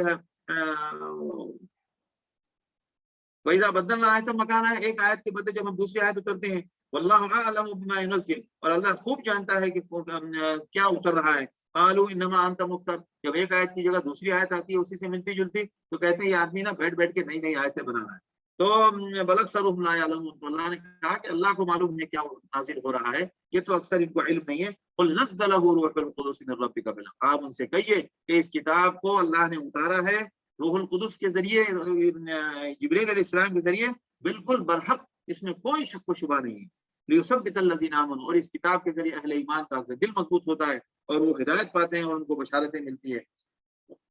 चूंकि ये तरह तरह से आप सल्लल्लाहु अलैहि वसल्लम की तकज़ीब का बहाना ढूंढते थे, तो इनको शुबा था कि कुछ लोग हैं जो अहले किताब के कुछ गुलाम हैं वहाँ, जो पुराने अदियान के बारे में बहुत सारा इल्म रखते हैं, तो ये मोहम्मद उन्हीं के पास जा के बैठ के और उनसे सीखता है, और फिर हमारे पास आके उसको दोहरा देता है और कहता है कि हम नबी हैं। तो कुरान ने कहा कि अरे जिन जिन लोगों की तरफ तुम्हारा गुमान है कि वो लोग हैं, वो तो सब अजमी हैं, ये अरबी मजमून है, तो कैसे ऐसे हो सकता है। वलक़द नअलमु अन्नहुम यक़ूलून इन्नमा युअल्लिमुहु बशर लिसानुल लज़ी युल्हिदूना इलैहि अअजमी व हाज़ा लिसानुन अरबिय्युन मुबीन। कुरान ने यहाँ फिर वही बताया है कि जो लोग ईमान नहीं लाते उनका हश्र क्या होगा, और जो अहले ईमान है अल्लाह उनके साथ क्या इनाम का मामला फरमाएंगे। और फिर उसी ज़िम्न में कुछ नसीहत की बातें कि रिज़्क़ हलाल खाओ और अल्लाह की नेमत को अदा करो, नेमत का शुक्रिया अदा करो, और हमने तुम्हारे ऊपर मुर्दा गोश्त और लहम खंजीर और जो गैरुल्लाह के नाम पर ज़बह होते हैं वो हराम किए हैं। वमन इस्तुर्र, अगर कोई मजबूर हो गया और उस सिलसिले में सरकशी की नीयत नहीं की और हद से ज्यादा उसके इस्तेमाल में तजावुज नहीं कर रहा था, तो फिर अल्लाह माफ करने वाला है। और अपनी तरफ से किसी चीज को हलाल हराम मत बोलो, अपनी तरफ से कोई बात मत बोलो, और ये हराम है कि अल्लाह के ऊपर झूठ बात गढ़ी जाए। बेशक जो लोग अल्लाह के ऊपर एक बात भी गलत मंसूब करेंगे वो कभी कामयाब नहीं हो सकते। और ये दुनिया तो बहुत छोटी सी चीज है, बहुत मामूली सा साजो सामान है, तो खत्म हो जाएगा। और वलहुम अज़ाबुन अलीम, और जिस सामान के चक्कर में वो मगन है और ये नहीं देखते कि अगर इस सामान के चक्कर में वो अपनी आखिरत खराब कर रहे हैं तो वहां उनके लिए दर्दनाक अजाब है। और यहूदियों के ऊपर हमने जो पहले बताया था उनके ऊपर हराम करने की तफसील पहले बता चुके हैं। किसी पर कोई जुल्म नहीं होता है, वो सब उनकी अपनी हरकतों की वजह से होता है। फिर अगर इब्राहिम, अब यहाँ पर बातें जोड़ दी गई अहले किताब और यहूद दोनों, अहले किताब में से यहूद और मुशरिकीन दोनों के लिए, कि वो भी अपने आप को इब्राहिम अलैहिस्सलाम से जोड़ते थे और मुशरिकीन भी जोड़ते थे। तो कुरान ने कहा है यहाँ पर देखिए, पहले मुशरिकीन का तज़किरा था, अब यहूद का तज़किरा आने के बाद हजरत इब्राहिम अलैहिस्सलाम से बात पर खत्म हो रही है कि इन्ना इब्राहिम काना उम्मतन क़ानिता। इब्राहिम तो बहुत फरमा बरदार, बहुत मुती और फरमा बरदार थे और हनीफ थे, उन्होंने कभी शिर्क नहीं किया اور وہ ہر بات میں اللہ کی فرما برداری جو کہا گیا اس کو پر عمل کیا. شاکر لِانْعُمِهِ، اللہ کی نعمتوں پر بہت شکر گزار تھے. ہم نے ان کو نبی بنایا اور ان کو ہدایت صراط مستقیم کی طرف ہدایت دی. ان کو دنیا میں ہم نے بھلائی دی اور آخرت میں تو وہ صالحین میں سے ہیں. تو ثم اوحینا الیک، اور پھر اس کے بعد اے نبی ہم نے آپ کے اوپر وحی کی اور کہ آپ ابراہیمی ملت کے اوپر چلیں. تو یہود کے لیے بھی اس میں پیغام ہے کہ تم بھی اپنے آپ کو ابراہیم سے جوڑ دیتے ہو، اور مشرکین کے لیے بھی. تو وہی دین تو لے کر آیا ہے، اسی دین کو کیا تسلسل تو ہے جو محمد کے ساتھ جڑا ہوا ہے. وما کان من المشرکین انما جعل السبت، پھر سنیچر والی جو ان کی حرکت تھی وہ بتایا گیا کہ یہ جو ان کی حرکت تھی قیامت کے دن اس حرکت کا بھی فیصلہ ہوگا. یہ قرآن نے جو سبت کے معاملے میں جو جگہ جگہ ذکر کیا ہے، اس سے اندازہ لگتا ہے کہ سنیچر کے معاملے میں ان کے لیے احکام بہت سخت تھے، اور اسی طرح ان کی نافرمانی بھی اس معاملے میں بہت بڑی ہوئی. اسی لیے سبت کا معاملہ بہت جگہ ذکر ہے قرآن میں، اور انہوں نے اس کے ساتھ بڑی گستاخی اور بے حرمتی کی. اب اللہ فرما رہے ہیں ادعو الی سبیل ربک، آپ نبی برحق ہیں، آپ اللہ کے راستے کی طرح حکمت اور اچھی نصیحت کے ساتھ ان کو بلائیے اور اچھے طریقے سے ان کے ساتھ بات چیت کیجیے، ان کی بات سنیے اور ان کے بات کا جواب دیجیے جتنا درست طریقہ ہے اس حد تک. اس کے بعد آپ کی ذمہ داری پوری ہو جاتی ہے. اور بے شک اللہ آپ کا رب جانتا ہے کہ کون راستے سے ہٹا ہوا ہے اور کون ہدایت پر آنے والا ہے. وَإِنْ عَاقَبْتُمْ فَعَاقِبُوا بِمِثْلِ مَا عُوقِبْتُمْ بِهِ، اگر وہ آپ کے ساتھ سختی کرتے ہیں. یہ پہلی آیت ہے اس عنوان کی کہ اب تھوڑا سا سامنے آ کے ٹکرانے کی ہمت پیدا کی جا رہی ہے کہ اگر انہوں نے آپ کے ساتھ کوئی زیادتی کی ہے تو آپ ان کے ساتھ ویسے ہی اتنا ہی کر سکتے ہیں جتنا آپ کے ساتھ کیا گیا ہے. وَلَئِنْ صَبَرْتُمْ لَهُوَ خَيْرٌ لِّلصَّابِرِينَ، لیکن اگر آپ اس پر بھی صبر کر جائیں تو صبر کرنے والوں کے لیے بہت اچھی بات ہے. وَاصْبِرْ وَمَا صَبْرُكَ إِلَّا بِاللَّهِ، صبر کریں اور آپ کا صبر بہرحال اللہ کے لیے. وَلَا تَحْزَنْ عَلَيْهِمْ، اور ان کے اوپر آپ زیادہ ملال نہ کریں، اپنے آپ کو زیادہ کھپائے نہیں. وَلَا تَكُ فِي ضَيْقٍ مِّمَّا يَمْكُرُونَ، اور جو یہ سازشیں کر رہے ہیں اس سلسلے میں بھی آپ اپنے دل میں تنگی محسوس نہ کریں. ہوگا وہی جو اللہ کی طرف سے منظور ہے اور جو اللہ کی مشیت، جو اللہ کے فیصلے میں شامل ہے. لہٰذا اگر کچھ ہونا منظور ہے تو سمجھ لیجئے کہ اللہ کی طرف سے وہ ہونا منظور ہے. آپ ان کی سازشوں کو یہ نہ مان لیں کہ وہ جو سازش کر رہے ہیں رچ رہے ہیں وہ سب کچھ ہو جائے گا. ہوگا وہی جو اللہ کا فیصلہ ہے. یہ تمام آیات سے ہم اپنے زمانے کے احوال کو بھی سمجھ سکتے ہیں. اور پھر اللہ نے کہا ان اللہ مع الذین اتقوا، یعنی پھر دیکھیں آپ وہ اس بات رسالت، توحید اور سب کچھ شامل حال وہی شامل مضمون پر یہاں آیت ختم ہو رہی ہے. ان اللہ مع الذین اتقوا، بے شک اللہ ان لوگوں کے ساتھ ہے جو تقوی والے ہیں اور جو احسان کے ساتھ زندگی گزارتے ہیں. اللہ ہمیشہ انہی کے ساتھ ہے.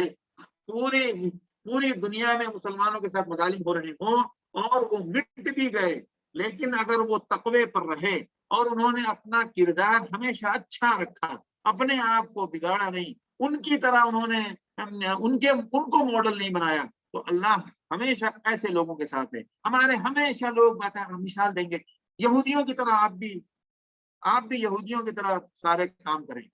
ہم بار بار لوگ آر ایس ایس کی مثال دیں گے، آر ایس ایس والوں نے یہ کیا، آر ایس ایس والوں نے یہ کیا، انہوں نے یہ ترتیب کی، انہوں نے یہ کرتے ہیں، وہ یہ کرتے ہیں. ارے بھائی وہ یہ کرتے ہیں، وہ یہ کرتے ہیں، تو اس کے مقابلے کے لیے ہمیں کیا کرنا ہے وہ تو ہمیں وہاں دیکھنا پڑے گا جو ہمیں سکھایا گیا اللہ کے رسول صلی اللہ علیہ وسلم کی تعلیم میں. یہ کہیے کہ اس موقع کے لیے ہمیں کیا کرنا چاہیے. یہ بات ہے کہ ان کے احوال سے مطلع ہونا چاہیے. اس کے مقابلے کے لیے ہم وہی نہیں کریں گے جو وہ کر رہے ہیں. اگر وہی کریں گے جو وہ کر رہے ہیں تو کبھی کامیاب نہیں ہوں گے. اگر انہوں نے اتنے ہاسپٹل بنا دیے، اتنے کورس میں یہ کر دیا، انہوں نے یہ کر دیا، انہوں نے وہ کر دیا، ہم نے اس کے بارے میں ہمیں بھی ایسا کرنا چاہیے، ہمیں ایسا نہیں کرنا چاہیے. اس کے مقابلے کے لیے کیا کرنا چاہیے وہ قرآن بتاتا ہے. دیکھیں یہاں پر کیا ہے، وَلَا تَحْزَنْ عَلَيْهِمْ وَلَا تَكُ فِي ضَيْقٍ مِّمَّا يَمْكُرُونَ، اور اس سے پہلے کہا کیا، وَاصْبِرْ وَمَا صَبْرُكَ إِنْ عَاقَبْتُمْ فَعَاقِبُوا بِمِثْلِ مَا عُوقِبْتُمْ بِهِ. آپ کے ساتھ جتنی زیادتی کی گئی آپ اتنا ہی جواب دیں. وَلَئِن صَبَرْتُمْ لَهُوَ خَيْرٌ لِّلصَّابِرِينَ. دیکھیں قرآن کیا کہتا ہے، قرآن کی تعلیم کیا ہے، صبر کرو. بے شک کبھی ایسا موقع ہوگا جہاں پر آپ کو اس کا جواب دینا ہے تو جواب آپ اتنا ہی دیجئے جتنا آپ کے ساتھ زیادتی ہوئی ہے. انصاف کا حکم، انصاف کا معاملہ دیکھیے دین کی تعلیم میں. پھر اللہ کہہ رہا ہے یہ کرنے کا کام ہے. جب آپ صحیح طریقے سے کام کریں گے تو پھر انجام دیکھیے کیا ہے، ان اللہ مع الذین اتقوا والذین هم محسنون. جزاک اللہ خیر مولانا توقیر. سامعین کرام، ایک میری آواز برابر ہے ادھر؟ جی کلیئر ہے آپ کی آواز. میرے ساتھ پھر گڑبڑ ہے ممتاز، آپ لوگ کی آواز یہ جو ہے نا پتہ نہیں کیا تماشا ہے. 1 منٹ میں پھر ریجوائن ہوگا جب تک لوگوں کو تیار کریں. جی سامعین کرام، آج کا سوال جواب کا نشست رہے گا. میں سبھی کے مائک کو انمیوٹ کر لیتا ہوں. آپ ایک ایک کر کے سوال کر سکتے ہیں. اپنا مائک کھولے. میں ترتیب دیکھتا ہوں جو ہینڈ ریز کرتے ہیں، اکارڈنگلی پھر میں آپ کے لیے موقع فراہم کرتا ہوں انشاءاللہ.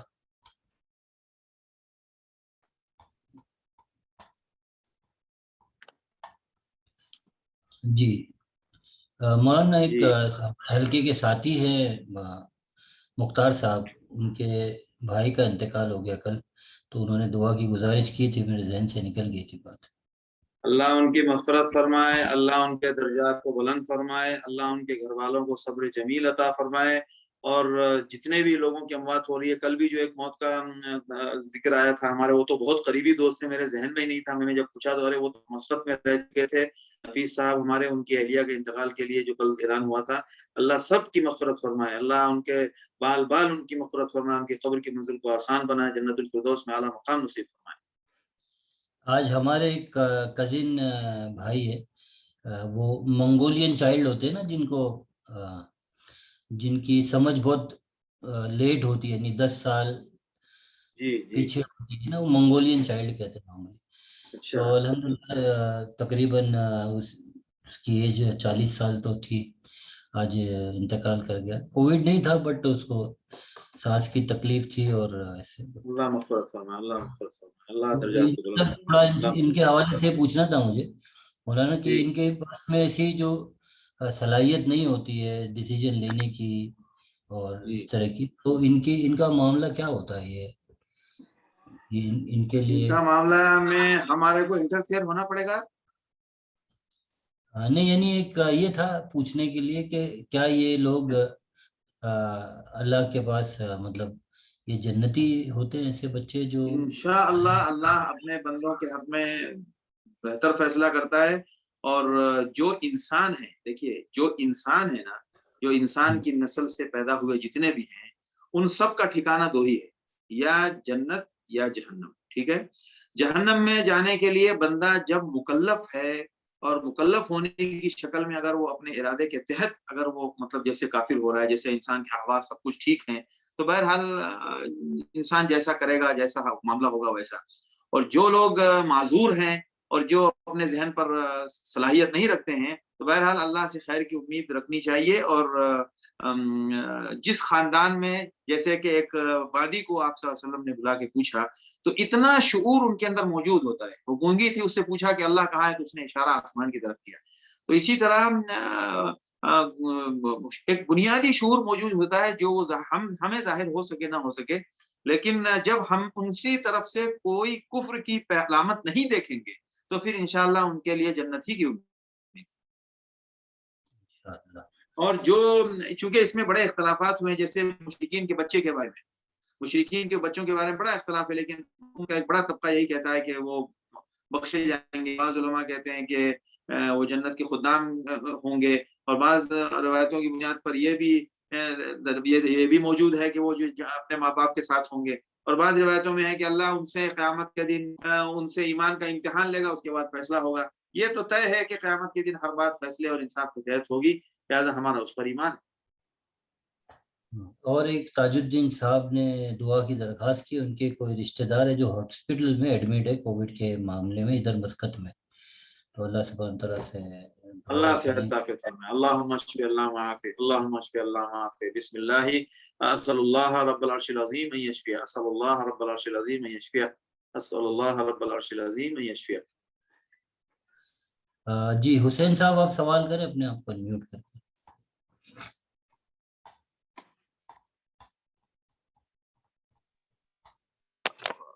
السلام علیکم ورحمۃ اللہ وبرکاتہ. مولانا ابھی جو بات آئی تھی یہ کہ جیسے یہ جو وہ دوسرے قوم کو دیکھ کر ہم لوگ کہ جیسے ہماری بدحالی، یا پھر یہ کہ جیسے مسلمان کی حالت، یہ کہ جیسے یہ خاص کر کے اپنے ملکوں میں، کیا یہ تاریخی ایسی چلا آ رہا تھا، یا پھر کیا تھا اس سے پہلے، کہ جیسے یہ تاریخ جو ہے ہم کو پڑھائی نہیں جاتی ہے کہ جیسے مسلمان تاریخ ہے، تو یہ پہلے سے بھی ایسی حالات تھے، لائک یہ تو کیسا تھا؟ دیکھیے دنیا میں ہر ملک ہر علاقے میں بڑے خطرناک حالات آتے ہیں، ٹھیک ہے. ابھی بغداد عالم اسلام کی اسلامی تاریخ کا ایک بہت ہی مضبوط شہر اور بہت ہی خوبصورت شہر اور بہت ہی منظم شہر رہ چکا ہے، اور اس کو بسایا تو بہرحال جس نے بھی، لیکن ہارون رشید کے زمانے میں اس کی جو پلاننگ کی گئی تھی اور جو اس کا سٹی پلان جو ہوتا ہے وہ اتنا منظم تھا کہ یعنی انسان سوچتا ہے کہ کیا آج کل کی ماڈرن انجینئرنگ. لیکن اسی شہر میں ہلاکو نے ایسی تباہی مچائی کہ پورے بغداد میں ایک دم قیامت آ گئی تھی. تو یہ امتحان ہوتا ہے اللہ کی طرف سے. لہذا ہر علاقے میں مسلم ممالک میں بھی مختلف قسم کے حالات پیش آئے اور غیر مسلم ممالک میں بھی، اور وہاں حالات اچھے بھی رہے. لہذا ہندوستان کے اندر اس سے زیادہ سخت ترین حالات پہلے بھی آ چکے، جیسے کہ اورنگزیب کے بعد جو اس کے بعد کے جو چند جو بیچارے بالکل کمزور قسم کے اور جو کیا کہتے ہیں کہ شاہی زندگی اور شاہی مزاج کے سامنے اپنی صلاحیتوں کو خراب کر چکے تھے، اور جو محل کے عیش و آرام میں وہ حکمرانی کے تمام گوشوں سے ناواقف تھے. تو ایسے حالات گزرے ہیں کہ ہمارے شاہ ولی اللہ رحمۃ اللہ علیہ فرماتے ہیں کہ دلی میں رات شام کو نکلنا مشکل ہوتا تھا اور قیامت برپا تھی، اور ہمیشہ کوئی کسی کے ادھر مارے جانے کی خبر، کسی کے ادھر مارے جانے کی خبر. سورج غروب ہونے کے بعد دلی میں کوئی نکل نہیں سکتا تھا. ایسے حالات بھی گزرے ہر جگہ ہر علاقے میں، اور حالات ٹھیک بھی ہوتے ہیں. اور تو لہٰذا حالات کی خاطر کبھی بھی بہت دل برداشتہ نہیں ہونا چاہیے. اور مکے میں خود دیکھیے آپ صلی اللہ علیہ وسلم میں مکے میں جیسے خطرناک حالات گزرے تھے، آج دیکھیے آپ اتنے حالات خطرناک ہونے کے باوجود بھی آج کوئی ملک چھوڑ کے آج بھی دوسرے ملکوں میں لوگ بسے ہوئے ہیں، اس کے باوجود اپنے ملک جانا چاہتے ہیں. تو اس سے پتہ یہ چلا کہ اس سے خطرناک حالات مطلب پہلے گزر چکے ہیں کہ جو مکہ چھوڑنے پر مجبور ہو گئے. اس سے اندازہ لگائیں کہ کتنے خطرناک حالات تھے. تو حالات آتے رہتے ہیں اور ان حالات میں ہمیں اس کا مقابلہ کرنا ہے. بے شک اپنے دین پر چلنا بھی ہے اور اپنے بساط کی حد تک اس کا مقابلہ بھی کرنا ہے. اور پریشانی کہاں سے ہوتی ہے پتہ ہے؟ ہر بندہ جب اپنی لائف کے لیے اپنی تمناؤں کا جب خون ہوتے ہوئے دیکھتا ہے نا تو اسے زیادہ پریشانی ہوتی ہے.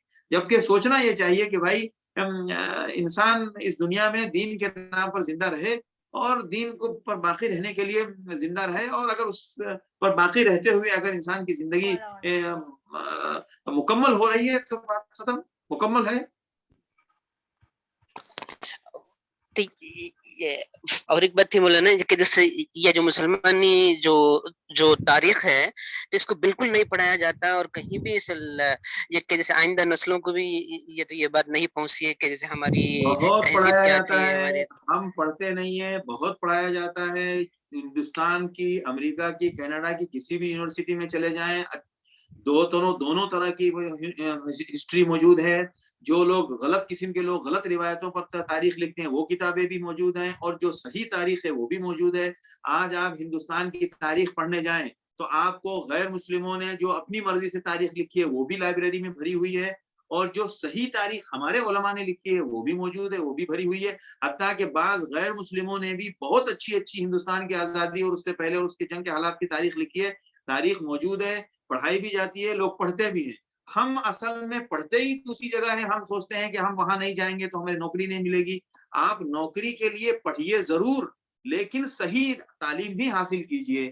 ہم نے کالج یونیورسٹی سے پڑھ کے ڈگری حاصل کر لی کیونکہ اس کی بنیاد پر ہمارے لیے روزگار آسان ہو جاتا ہے. اسلام آپ کو منع نہیں کرتا. لیکن اس کے بعد صحیح تاریخ جو آپ کو معلوم ہے کہ میں غلط تاریخ پڑھ کے آیا ہوں، اس کی صحیح تاریخ کیا ہے وہ جاننا ضروری ہے. اس کی مثال ابھی حال دور حاضر میں دیکھ لیا. اگر ایک آج کے دور میں کوئی تاریخ لکھ رہا ہوگا تو افغانستان پر اٹیک کیوں ہوا اور 9/11 میں وہ دونوں ٹاور کیوں گرے، کس نے گرایا، ایک تاریخ یہ بھی لکھی جائے گی کہ وہ طالبان نے گرایا اور اس کی سزا میں افغانستان پر اٹیک ہوا.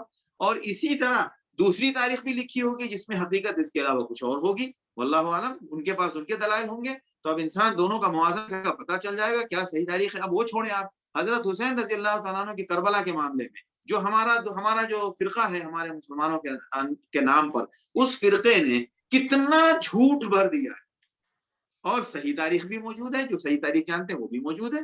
تو اسی لیے جو پڑھنا چاہے گا وہ اللہ نے اپنے بندوں کو سے یہ لکھوا دیا ہے اور اس کو محفوظ کروا دیا ہے. جی ہمارے حلقے کے ایک ممبر افتخار صاحب، آپ سب جانتے ہیں، ان کے والد محترم نے سب کو سلام بھیجا ہے.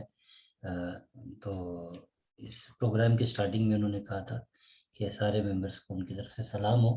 ان کا ایک سوال یہ بھی ہے کہ علیہ وعلیکم السلام ورحمۃ اللہ وبرکاتہ. اللہ ان پر سلامتی فرمائے، ان کو خوش اور ان کو عافیت سلامتی کے ساتھ رکھے. جی ہم لوگ کا بھی سلام پہنچا دیجیے ان کو کہ آپ لوگ کو وعلیکم السلام بول کے دوبارہ ادھر سے سلام آیا. جی ضرور. اور ان کا ایک یہ سوال تھا کہ جو ہم انا للہ و انا الیہ راجعون کہتے ہیں کسی کے وفات ہونے پر، تو کیا یہ نان مسلم کے لیے بھی کہہ سکتے ہیں اگر ہمارا کوئی نان مسلم فرینڈ؟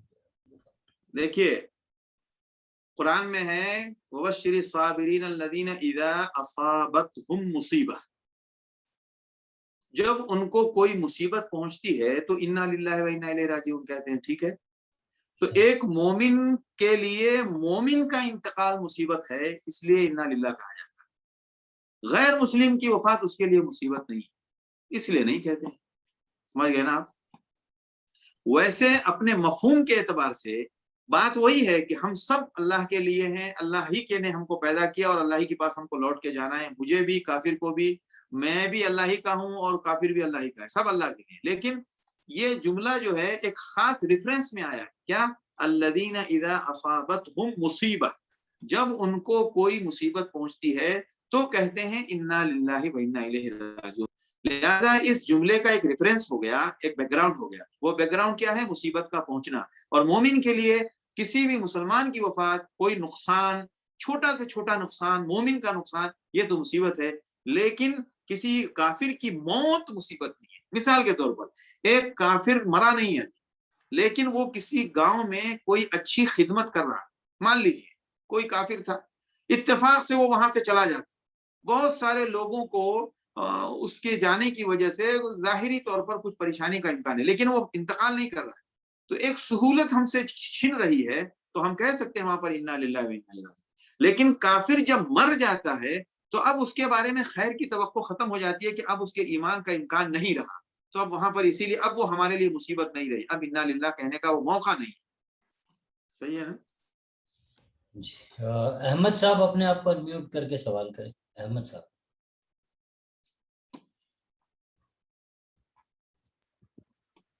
السلام علیکم و رحمۃ اللہ وبرکاتہ. توقیر صاحب. وعلیکم السلام و رحمۃ اللہ وبرکاتہ. ہاں جناب، اور آپ خیریت سے ہیں؟ جی اللہ کا شکر ہے. کہاں وہ تو نظر نہیں آ رہا، تو کچھ پہچان سمجھ میں بھی نہیں آتا ہے. ایک تو ماسک میں نجمی صاحب کے ساتھ آتا تھا آپ کے درس میں، اب تو سب جو آن لائن ہو گیا. میں ہائمہ چلا گیا تھا. اچھا اچھا اچھا. ہائمہ تو اب پھر میں مسقط آ گیا ہوں، جو وادی الکبیر میں رہتا ہوں میں. اچھا ایک سوال جو ذہن میں آتا ہے کہ ہم سب جو ہے اس میں شامل ہیں، اس میں جو نان مسلم بھی شامل ہیں، مسلم بھی شامل ہیں، کرسچن بھی شامل، وغیرہ وغیرہ سارے لوگ جو ہے وہ اس کمپٹیشن میں جو ہے وہ شامل رہتے ہیں کہ کوئی جو ہے وہ نئی ڈسکوری یا کوئی نیا انوینشن یا کوئی جو ہے نئی چیز جو ہے سامنے آتی ہے سائنٹیفک یا کوئی، تو پھر اس کو ہم لاجیکلی جو ہے وہ اپنے دین میں ڈھونڈنے کی کوشش کرتے ہیں اور یہ کہنے کی کوشش کرتے ہیں کہ یہ تو جو قرآن میں پہلے ہی تھا، یا یہ رامائن میں پہلے ہی تھا، یہ تو اس میں پہلے تھا. اس میں ہم جو ہے وہ سبقت وغیرہ جو ہے وہ لے جانے کی کوشش میں لگے رہتے ہیں. اچھا اس کے برعکس جو ہے وہ کافی چیزیں جو ہے جیسا آپ نے بتایا کہ لاجیکلی جو ہے ثابت نہیں کی جا سکتی، جو قرآن میں ہے یا جو اسلام میں ہے. یعنی کہ ہر چیز کو جو ہے وہ سائنٹیفک جو ہے وہ لاجک پہ جو ہے تولا نہیں جا سکتا، پھر اس میں کوئی خوبی جو ہے بیان نہیں کی جا سکتی. تو پھر اس کو آپ کیسے دیکھتے ہیں کہ یہ جو ہے یہ لاجک जो कहाँ तक हमको इस्तेमाल करके जो समझानी चाहिए, वो कहाँ पे जो है रुक जाना चाहिए। हाँ, जैसे इबादत का जब मामला है ना, इबादत का मामला, जी वहां पे बिल्कुल लॉजिक का मामला नहीं, बिल्कुल। वो मौलाना, मैंने पहले भी शायद जिक्र किया था कि वो बड़ा अच्छा मुझे वो जुमला लगा कि वो कुछ बहुत सारे लोगों को आदत है ना कि भाई आप रियूमेटिज्म के शिकार हैं और आप जॉइंट पेन्स के शिकार हैं और आप बॉडी में बहुत सारे आपके फंक्शन हैं, तो आप यही एक्सरसाइज करेंगे तो फिर आपके फंक्शन सब एक्टिव रहते हैं और आपके हेल्थ वाइज आपके लिए बहुत अच्छा है वो सारे एक्शन जो है वो नमाज में है, और इतनी मरतबा अगर वो एक्शन पूरे हो जाएं तो बॉडी के लिए बहुत की फिटनेस के लिए बहुत जी पॉजिटिव है। तो नमाज में वो इतनी तादाद हो जाती है। तो मौलाना ने जी बड़ा अच्छा कहा कि भाई इस तरह जब आप लॉजिक निकालते हैं हर चीज की, तो इस्लाम में हर चीज के, इस्लाम के हर अमल में आप तिब्बी कोई ना कोई नुक्ता निकाल लेते हैं, मेडिकल लॉजिक ढूंढते हैं उसकी। तो जी आप शहादत भी बहुत बड़ा अमल है, शहीद होने पर भी बहुत बड़ा अल्लाह की तरफ से अजर व सवाब मिलता है। तो शहीद होने का मेडिकल लॉजिक कुछ निकाल के दीजिए कि शहीद होने के मेडिकल क्या बेनिफिट्स। जी सही जी है। तो इसी तरह इबादत के मामले में, जैसे वो वजू के मामले में, अब कोई बंदा ये कहे कि भाई देखो वजू के मामले में, वजू तो पहले ही सैनिटाइजेशन है, अब आप लोग कोविड के सैनिटाइजेशन को आप लोग वजू से मिलाएं, तो वजू सैनिटाइजेशन के लिए थोड़ी है। वजू का अपना है काम है, वजू का अपना मकसद है, टूटता कहीं है जुड़ता कहीं है, ये तो वजू को अब उसकी लॉजिक से उसको नहीं जोड़ना चाहिए। तो इबादत के मामला को, जैसे कि बाज लोग कहते हैं ज़कात अगर मुसलमान दे दे तो पूरी दुनिया से गुर्बत दूर हो जाए, अल्लाह ने कहीं भी नहीं कहा है कि ज़कात जो है वो गुर्बत दूर करने के लिए हमने फर्ज की है। अल्लाह ने तो ये फरमाया है, कुरान तो एक तरफ तो ये कह रहा है कि इन्ना यब्सुतु रिज़्क़ लिमन यशाअ व यक़दिर, हम किसी की रोजी को बहुत बढ़ा देंगे और किसी के लिए बहुत तंगी कर देंगे। तो अल्लाह को ये नहीं कहना चाहिए, क्योंकि अल्लाह कहेगा कि भाई तंगी कभी नहीं होगी क्योंकि हमने ज़कात का निज़ाम चलाया है। तो ये सब बातें नहीं है। अल्लाह की हर एक की हिकमत। अब ये कहा तुख़ज़ु मिन अग़नियाहिम व तुरद्दु इला फ़ुक़राइहिम, पूरी दुनिया से गुर्बत दूर होने का काम नहीं है, लेकिन गनी के माल में फकीर का हक है, फकीर को दो, फकीर को फायदा पहुंचेगा। और बहरहाल वो एक माशरे के लिए बहुत बेनिफिट, उसके सैकड़ों हैं, हजारों बेनिफिट होंगे, लेकिन जी जी उसके साइंटिफिक बेनिफिट ढूंढना नहीं चाहिए। तो इबादत में तो ये बिल्कुल नहीं करना चाहिए। अब रहा मसला मुआशरे की सोशल में आप बहुत सारी चीजों की लॉजिक ढूंढ सकते हैं, अगर उसके लिए मुमकिन है, उसका जवाब बनता है तो बिल्कुल ढूंढा जा सकता है। जैसा कि हदीस में बहुत सारी चीजों को जो मिसाल देके समझाया गया है, तो जैसे उसकी मिसाल है, एक साहब में मतलब जिना के ताल्लुक से बात आई, आप सल्लल्लाहु अलैहि वसल्लम ने फरमाया कि अपनी अहलिया के साथ इंसान अपनी हाजत पूरी करे तो उसमें सवाब है। तो साहबा ने, मतलब इस पर साहबा ने पूछा कि क्या अल्लाह अपने उसमें भी सवाब है? तो आपने फरमाया हाँ उसमें सवाब है। उसको यूं समझो कि अगर उसको गलत तरीके से करते तो गुनाह होता ना। तो देखिए एक मिसाल से समझाया जा रहा है। तो जहां इस तरह की लॉजिक सोशल में है वहां तो हो सकता है, लेकिन बाकी जगहों पर इबादत के मामले में गलती से भी किसी बात को नहीं मानना चाहिए, याद रखिए। कोई लॉजिक नहीं लगानी चाहिए। अब जैसे इन्वेशन के बारे में आप क्या बताएंगे, मिसाल के तौर पर बताइए। इन्वेशन के बारे में कहा ना, जैसे अब मैं एक बात बता रहा हूँ, मोबाइल है, ठीक है, चलते फिरते हुए इंसान का क्या कहते हैं। तो अब कुरान में हमारी तारीख में बहुत सारी मिसालें ऐसी मौजूद है जिसको हम उस मिसाल से जोड़ते हैं कि मतलब वायरलेस और बहुत डिस्टेंस के बावजूद किसी बात को पहुंचाना, ये अल्लाह का निजाम जानवरों में पहले से मौजूद है। तो इंसान ने तलाश किया, तो हकीकत यही है कि इंसानों ने जो तलाश किया है वो उन्हीं मिसालों से पहुंच के यहाँ पहुंचे। कोई भी चीज इंसान मिसाल के बगैर दुनिया में कभी भी बना नहीं सकता, याद रखिए। कुरान ने कहा इन्नल्लाह सरीउल हिसाब, सुरअत का तस्वुर दिया इस्लाम। तो दुनिया में इंसान अपनी हर चीज में स्पीड को बढ़ा रहा है। कुरान में है कि अल्लाह क़यामत में सेकंडों में इंसान का हिसाब क्लियर कर देगा। तो अब इंसान के अंदर वो सूरत का मादा इन सब मिसालों से पैदा हुआ है। वो आपको बोलेगा नहीं कि मैंने कुरान से सीखा है, लेकिन हकीकत यह है कि एक सुनी हुई बात इंसान को क्या करती है, एम्पावर करती है और उसको गाइड करती है।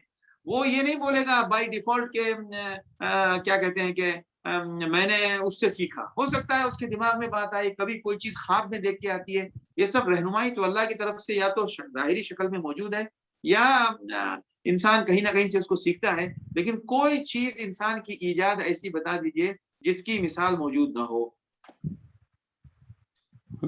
ہم کو جی۔ ڈھونڈنے میں ٹائم لگے گا، لیکن ہر ایک کی مثال پہلے سے موجود ہے جس کی بنیاد پر انسان آگے بڑھا ہے. صحیح ہے. ہاں، یعنی جو میں سمجھا کنکلوژن لائن یہ ہوئی کہ جو عبادات کے سلسلے میں گریز کرنا یعنی پیچھے ہٹنا چاہیے، اور کوئی سوشل ٹائپ کی چیز ہو تو پھر اس میں جو لاجک کا جو استعمال کر ہاں سکتے ہیں. بالکل بالکل بالکل، کیونکہ عبادات بالکل ڈفرینٹ ہے، سوشل بالکل ڈفرینٹ ہے. اب جیسے ایک مثال بتا رہا ہوں، آپ کا ہاتھ کاٹنے کا ہاتھ، جیسے قرآن نے کہا نا وَلَكُمْ فِي الْقِصَاصِ حَيَاةٌ، قصاص کے قانون میں زندگی ہے. ٹھیک ہے، اب بتائیے قصاص میں تو ایک انسان کی جان مار رہے ہیں، آپ زندگی کیسے ہے؟ تو زندگی اس مفہوم میں ہے کہ ایک آدمی کے مارے جانے سے دوسرے ہزاروں لوگوں کی زندگیاں سیف ہوں گی. ٹھیک ہے، تو یہ اس کی لوجک سمجھ میں آ رہی ہے. ٹھیک ہے نا، قرآن نے خود بتائی ہے لوجک. اسی طرح ہاتھ کاٹنے میں، انسان کا ہاتھ کاٹا جائے چور کا، تو چور کا ہاتھ کیوں کاٹا جائے؟ کیونکہ ہاتھ کاٹنا ایک ایسا انسان کی زندگی میں سب سے زیادہ جو اس کو مدد پہنچتی ہے وہ اس کے ہاتھ سے، کھانے پینے رہنے اٹھنے بیٹھنے سب سے زیادہ. اور چوری میں بھی سب سے بڑا ایکشن جو ہے وہ ہاتھ کا ہے، پیر سے زیادہ ہاتھ کا ایکشن. لہذا ہاتھ کاٹو، اور سب سے زیادہ انسان کا جو عیب نظر آئے گا، گردن کاٹیں گے تو مر جائے گا، جو چیز اس کے عیب کو کبھی وہ چھپ نہیں پائے گی وہ ہاتھ ہے. ہاتھ کٹے گا تو ایک ہاتھ کٹنے سے یہ آئندہ ہزاروں لاکھوں لوگوں کے مال کو سیف کرے گا اور بہت سارے لوگوں کو چوری کرنے سے روکے گا. یہ لوجک سمجھ میں آتی ہے؟ سمجھ گئے نا آپ؟ تو ایسی لوجک ہم نکال سکتے ہیں. لیکن عبادات کے معاملے میں روزہ، نماز، زکوٰۃ، حج، جیسے روزے کے بارے میں لوگ کہتے ہیں بی پی آپ کا ٹھیک رہتا ہے، آپ کا شوگر لیول برابر رہتا ہے، اور آپ کو یہ فائدہ ہے، آپ کو میڈیکل فائدہ، جہاں عبادات میں شمار کیے عبادات ختم. شکریہ بہت بہت. جی، اور ایک سوال چیٹ باکس میں آیا تھا کہ جو طالب علم ہیں قرآن حفظ کر رہے ہیں، ایسے بچوں کی کفالت زکوٰۃ کے پیسے سے کی جا سکتی ہے کیا؟ یا اچھا ان کی یہ فیس، بتائیے کہ جی ان کی مدرسے کی فیس ہو یا ان کی اسکول کی جو فیس ہو، کیا وہ بھر دی جا سکتی ہے زکوٰۃ؟ اچھا، ایک بچہ انڈین اسکول 10th میں اسٹوڈنٹ ہے اور اس کی فیس نہ بھرنے کی وجہ سے اس کو اسکول سے نکال دیا ہے، تو اس کو زکوٰۃ نہیں دے سکتے؟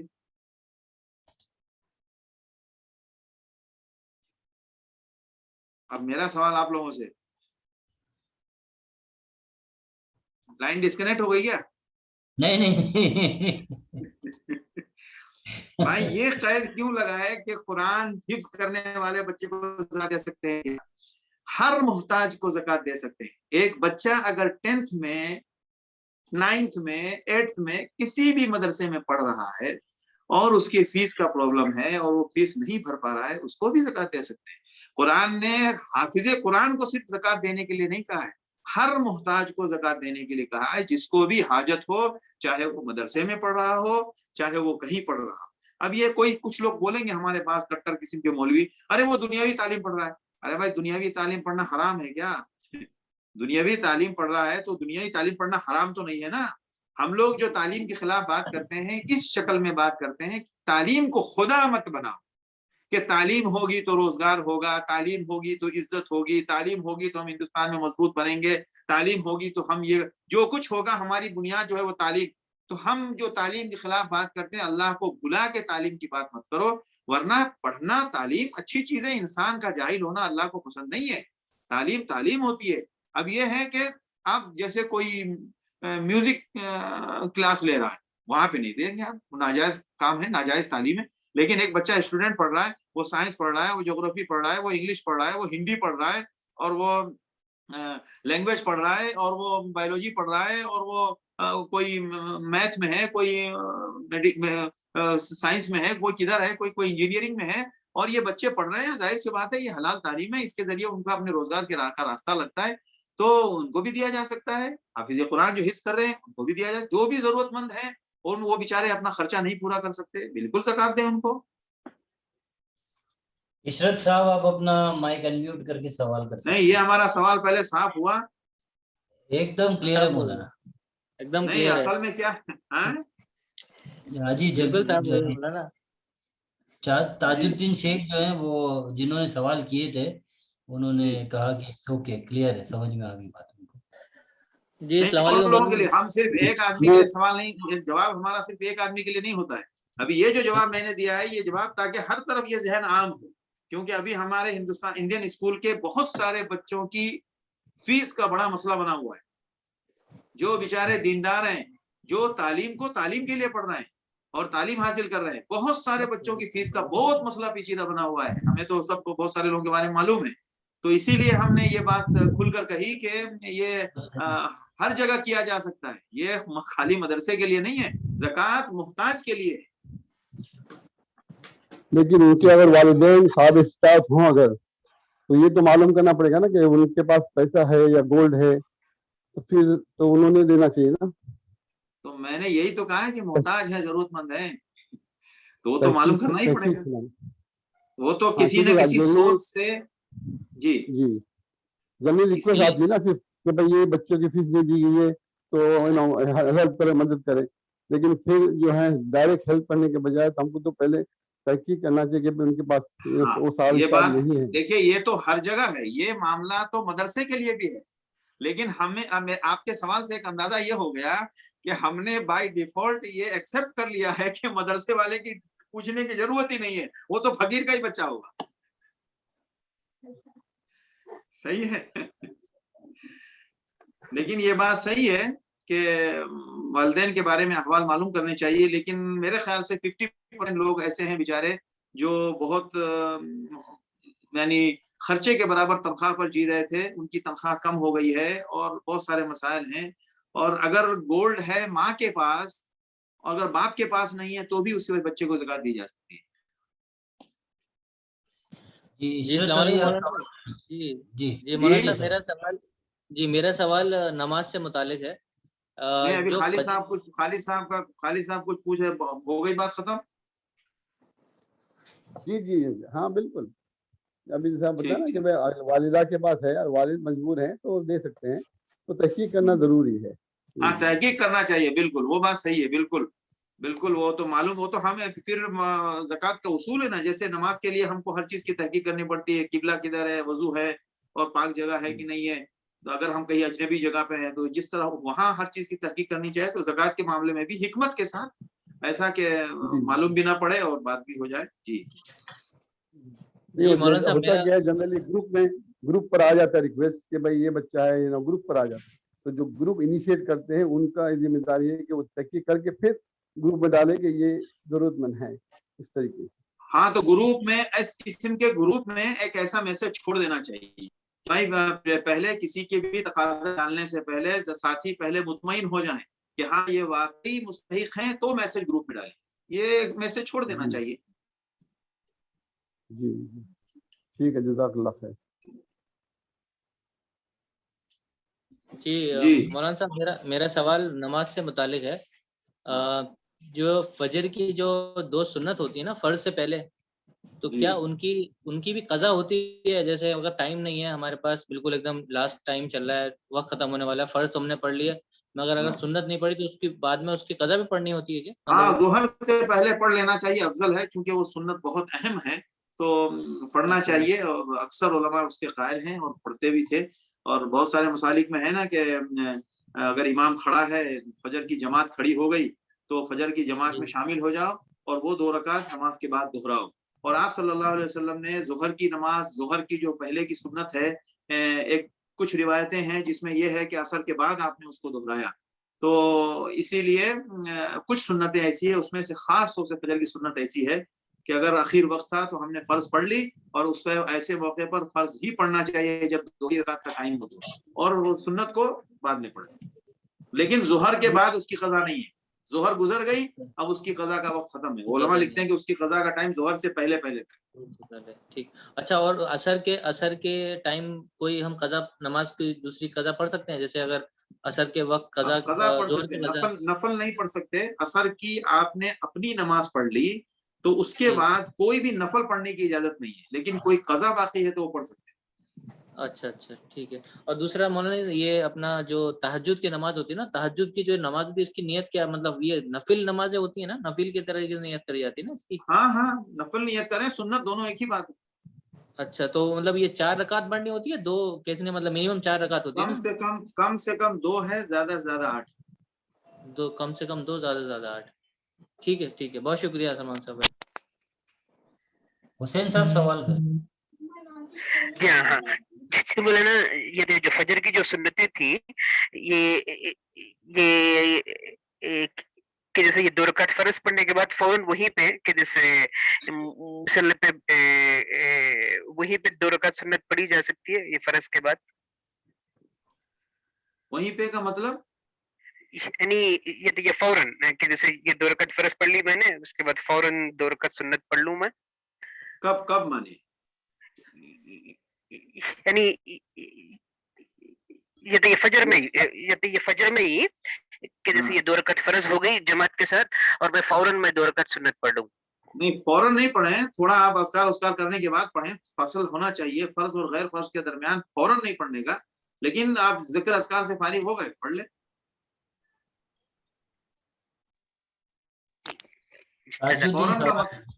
फौरन का मतलब नहीं समझा मैं, यानी ये कि इधर से इमाम ने नमाज सलाम फेरा और आप फौरन खड़े हो जाए।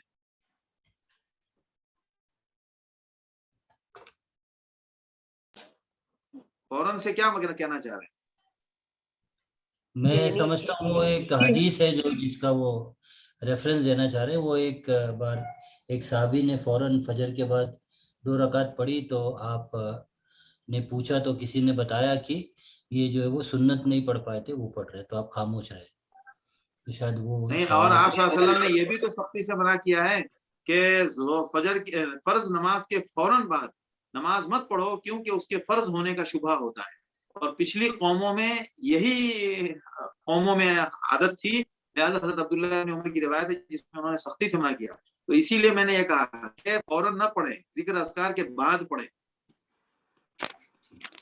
यानी कि वो सूरज तुलू होने से पहले, ये तो सूरज तुलू होने से देखिए, इन्होंने जो सवाल पूछा है ये पूछा है कि ऐसे वक्त पे हमारी आंख खुली कि 2 ही रकात हम वजू किए तो 2 ही रकात नमाज पढ़ सकते थे, तो हमने 2 रकात फर्ज पढ़ ली, तो क्या उसकी अब वक्त तो निकल गया, सूरज निकल गया, तो फजर का वक्त खत्म हो गया, तो क्या 2 रकात कजा करनी है? तो कजा करना चाहिए जोहर का वक्त दाखिल होने से पहले पहले। ठीक है, जोहर का वक्त दाखिल हो गया, जोहर का हो गया, इसका वक्त खत्म। आपके मसले में सूरत हाल अगर ये है कि अगर तीन जमात हो गई, इमाम के साथ आदमी शामिल हो गया, अब जो उसकी 2 रकात बाकी है तो उसको फजर के बाद पढ़े, जी सूरज निकलने से पहले हर हाल में उसको पढ़ ले, वो ज्यादा बेहतर तरीका है। अहनाफ के यहाँ उसका मसला ये है कि फजर की नमाज में अगर कोई सुन्नत नहीं पढ़ सका तो वो सूरज निकलने तक कोई नमाज नहीं पढ़ेगा, बल्कि सूरज निकलने के बाद उन 2 रकात की कजा करेगा। अहनाफ का मसला भी मजबूत है और उसकी दलील हदीस में मौजूद है कि आप सल्लल्लाहु अलैहि वसल्लम ने फजर की नमाज हो जाने के बाद किसी नमाज पढ़ने से मना किया है, लेकिन इसमें दोनों तरह की रिवायतें मौजूद हैं, इसीलिए अइम्मा के यहाँ अलग अलग मसलक है। अहनाफ कहते हैं कि फजर की सुन्नत अगर नहीं पढ़ी है तो फजर की नमाज के बाद सूरज निकलने तक न पढ़ें, क्योंकि हदीस में मना है, सूरज निकलने के बाद पढ़ें। दूसरे अइम्मा कहते हैं कि नहीं, चूंकि फजर की सुन्नत बहुत अहम है और सूरज निकलने के बाद उसका वक्त निकल जाएगा, इसीलिए आप फजर के बाद वो 2 रकात सुन्नत पढ़ लें, चूंकि उसकी रिवायत भी मौजूद है, इसीलिए उलमा में इख्तलाफ है। दोनों मसलक अपनी जगह बरहक हैं, जो वो करता है वो करता है, जो ये करता है वो करता है। अगर कोई कभी ये कर रहा है कभी वो कर रहा है तो भी इंशाअल्लाह अल्लाह के यहाँ कोई मसला नहीं है, हदीस से साबित होना चाहिए, अपनी नहीं लगाने चाहिए। साजिद साहब सवाल करें। जी नहीं, मैं अस्सलाम वालेकुम मौलाना। वालेकुम अस्सलाम। नहीं, मैं आपने उसका जवाब दे दिया, मैं बीच में बोलने जा रहा था कि वो इमीडिएट खड़े रहने की वाली बात, लेकिन मेरा सवाल है ये, दूसरा सवाल है कि वितर अगर हम लोग वितर की नमाज रात मतलब ताज्जुद के साथ पढ़ेंगे, ये नियत करके सो गए और ना ताज्जुद पढ़े ना वितर पढ़े, अब वितर को भी कज़ा करना है क्या फिर फजर बाद? हाँ, वितर को कज़ा करना चाहिए, फजर के साथ भी कर सकते हैं या सूरज निकलने के बाद भी कर सकते हैं, फजर की सुन्नतों के पहले या सुन्नत के बाद भी कर सकते हैं। जी, और समझो वो दिन नहीं किया, पूरा दिन नहीं किया, तो 1-2 दिन बाद भी कर सकते, ये ऐसा करना चाहिए, क्योंकि वितर की नमाज के बारे में आता है कि फर्ज नमाजों के बाद सबसे अहम नमाज वो जिसको आपने कभी नहीं छोड़ा, वो वितर की नमाज है, और उसके बाद फजर की 2 सुन्नत है। लिहाजा फजर की 2 सुन्नत को आप सफर में भी पढ़ते थे, इसी तरह वितर को भी आप फजर सफर में भी पढ़ते थे, तो वितर का मामला फर्ज नमाजों के बाद सबसे ज्यादा अहम है, लिहाजा उसको दोहरा लेना चाहिए। जी मौलाना, ये 4 रकात फर्ज के दौरान एक बार आपने आंसर दिए थे लेकिन मैं खुद भी भूल गया उसको। तो 4 रकात नमाज है हमारी और हमें शक है बैठने के बाद, चौथी रकात के बाद, कि ये 3 थी या 4 थी और हम बैठ चुके हैं, अतहियात शुरू कर चुके हैं हम। तो 3 थी या 4 थी ये बात पे शक हुआ, तो ये अतहियात तो शुरू कर दिए हमने, फिर कैसे करेंगे? अच्छी बात पर एतमाद नहीं हो रहा है कि 4 पर या 3 पर, किसी एक पर कंफर्मेशन नहीं हो रहा है, सही है ना? नहीं हो रहा, लेकिन हाँ, लेकिन बैठकर अतहियात शुरू कर दिए अभी। नहीं, बैठकर अतहियात शुरू कर चुके हैं, लेकिन आपको ख्याल 3 का और 4 का दोनों का एक जैसा आ रहा है, 3 है या 4 है, दोनों में आप जी, इक्वल जा रहे हैं। हाँ, ठीक है? इक्वल जा रहे समझो, हाँ। इक्वल जा रहे हैं, तो फिर आप उठ जाएं, चौथी रकात पढ़ें और फिर बैठें। बैठने के बाद आप तहियात पढ़ के सजदे सहू करके फिर सलाम फेरें। जी, अतहियात जब बैठे हुए थे हम और अतहियात पढ़ रहे थे, तो अतहियात पढ़ के खड़े हो जाएंगे और 1 रकात पढ़ेंगे हम, बराबर? हाँ और फिर वापस बैठ के अतहियात पढ़ेंगे, दरूद पढ़ेंगे और फिर सलाम फेरेंगे। जी। हाँ, नहीं, सजदे सहू करना है जरूरी आखिरी रकात में। हाँ, नहीं, ये सजदे सहू का भी ये मामला है कि ओमानियों को हम अलग तरीके से करते हुए देखते हैं, हनाफ कोई का मसला नहीं, तरीका कोई अलग मसला नहीं। सजदे सहू के बहुत सारे तरीके साबित हैं, हम जो कर रहे हैं वो भी हदीस से साबित है। एक तरीका ये है कि आप तहियात पढ़ के सलाम फेर दें, बाद में पूरी अत्तहियात पढ़ें, ये हनफियों का तरीका है। बाज जी, लोगों का तरीका ये है कि आप पूरी अत्तहियात पढ़ लें, सलाम फेरें, सजदा करें, सलाम से पहले पूरा अत्तहियात पढ़ लिया, दुरूद पढ़ लिया, दुआ पढ़ ली और उसके बाद 2 सजदा करें, फिर सलाम फेरें। ठीक है? एक तरीका ये भी है कि पूरे अत्तहियात पढ़ के आप सलाम फेरिए एक, बाद में 2 सजदा कीजिए, बाद में 2 सलाम फेरिए। ये अलग अलग तरीके साबित हैं, सब तरीके चलेंगे। जी। मौलाना, ये अत्तहियात, दरूद और उसके बाद दुआ कितने बार ऐसा होता है यहाँ पे लोकल मस्जिदों में कि इतना हम कितने भी स्पीड में पढ़ो, इमाम जो है सलाम फेरना शुरू कर देते, तो क्या उनके पास दुआ नहीं है तो क्या? सलाम फेरना शुरू कर देता है। असल में इनके यहाँ क्या है, इनके यहाँ दुआ नहीं है, मतलब दुआ हमारे यहाँ भी मुस्तहब है। हमारे यहाँ दरूद सुन्नत है, दुआ मुस्तहब है। ठीक है? तो अत्तहियात हमने पढ़ लिया, अत्तहियात को हनाफ वाजिब कहते हैं और दीगर अइम्मा सुन्नत कहते हैं। तो अत्तहियात पढ़ लिया, आप सलाम फेर सकते हैं, इमाम के साथ सलाम फेर दें। अगर आप आधे आधे रास्ते पर हैं, जैसे एक दुरूद का एक हिस्सा पढ़ लिया, दूसरा हिस्सा बाकी है, तो दूसरा हिस्सा हाँ, दुरूद पढ़ के सलाम फेर दें। यानी उसने पहले दुरूद में सलाम फेर दिया, आप अपनी दुरूद मुकम्मल करें, सलाम फेर दें, बहुत ज्यादा गैप ना करें, ज्यादा जी, गैप नहीं करना चाहिए। जी, जी, जज़ाकल्लाह खैर। जी, जी। हाँ, वो 1 मिनट, वो 3 और 4 का तो बोल दिया आपने, लेकिन अत्तहियात में बैठ गए 4 रकात के बाद और सोच रहे हैं कि मैंने 4 पढ़ा था या 5 पढ़ा था, गलती से 5 तो नहीं हो गया, तब भी सिर्फ सजदे सहू करना है? नहीं, चौथी रकात में आप कायदे में बैठे हैं और आपको लग रहा है कि मैंने पता नहीं ये चौथी है या 5वीं है, ठीक है ना? जी, हाँ। तो ये कैसे पता चलेगा कि आपको, मतलब किस बेस पे ये शक हुआ? और शक की वजह मालूम होनी चाहिए ना, कि किस बेस पर आपको, या तो ये शक होगा कि मैं चौथी में कायदे में बैठा नहीं, हाँ, और खड़ा हो गया था, हाँ। यही शक होगा ना कि मैं हाँ, चौथी में मैं कायदे में नहीं बैठा। अब जी, आपको जी, उस पर दिमाग लगाना पड़ेगा। अगर आपको लग रहा है कि आप चौथी में कायदे में नहीं बैठे थे, तो फिर आपकी नमाज गई। हाँ, और अगर आपको शक लग रहा है कि ये चौथी है कि 5वीं है और मैं कायदे में नहीं बैठा था, पता नहीं क्या है, तो फिर अल्लाह के हवाले, अल्लाह के नाम पर आप सलाम फेर दें चौथी समझ के, ज्यादा टेंशन ना ओके। करें। जी, ये जी। शक और में क्या- ज्यादा रहेंगे ना, तो आपको हर हाँ? नमाज में शक होगा। शक हाँ, को नहीं, कोशिश कीजिए इग्नोर करने की। जी, जी। ये एक अनम्यूट है। हेलो, बीच ऑन में। नहीं, जी। ऑन नहीं।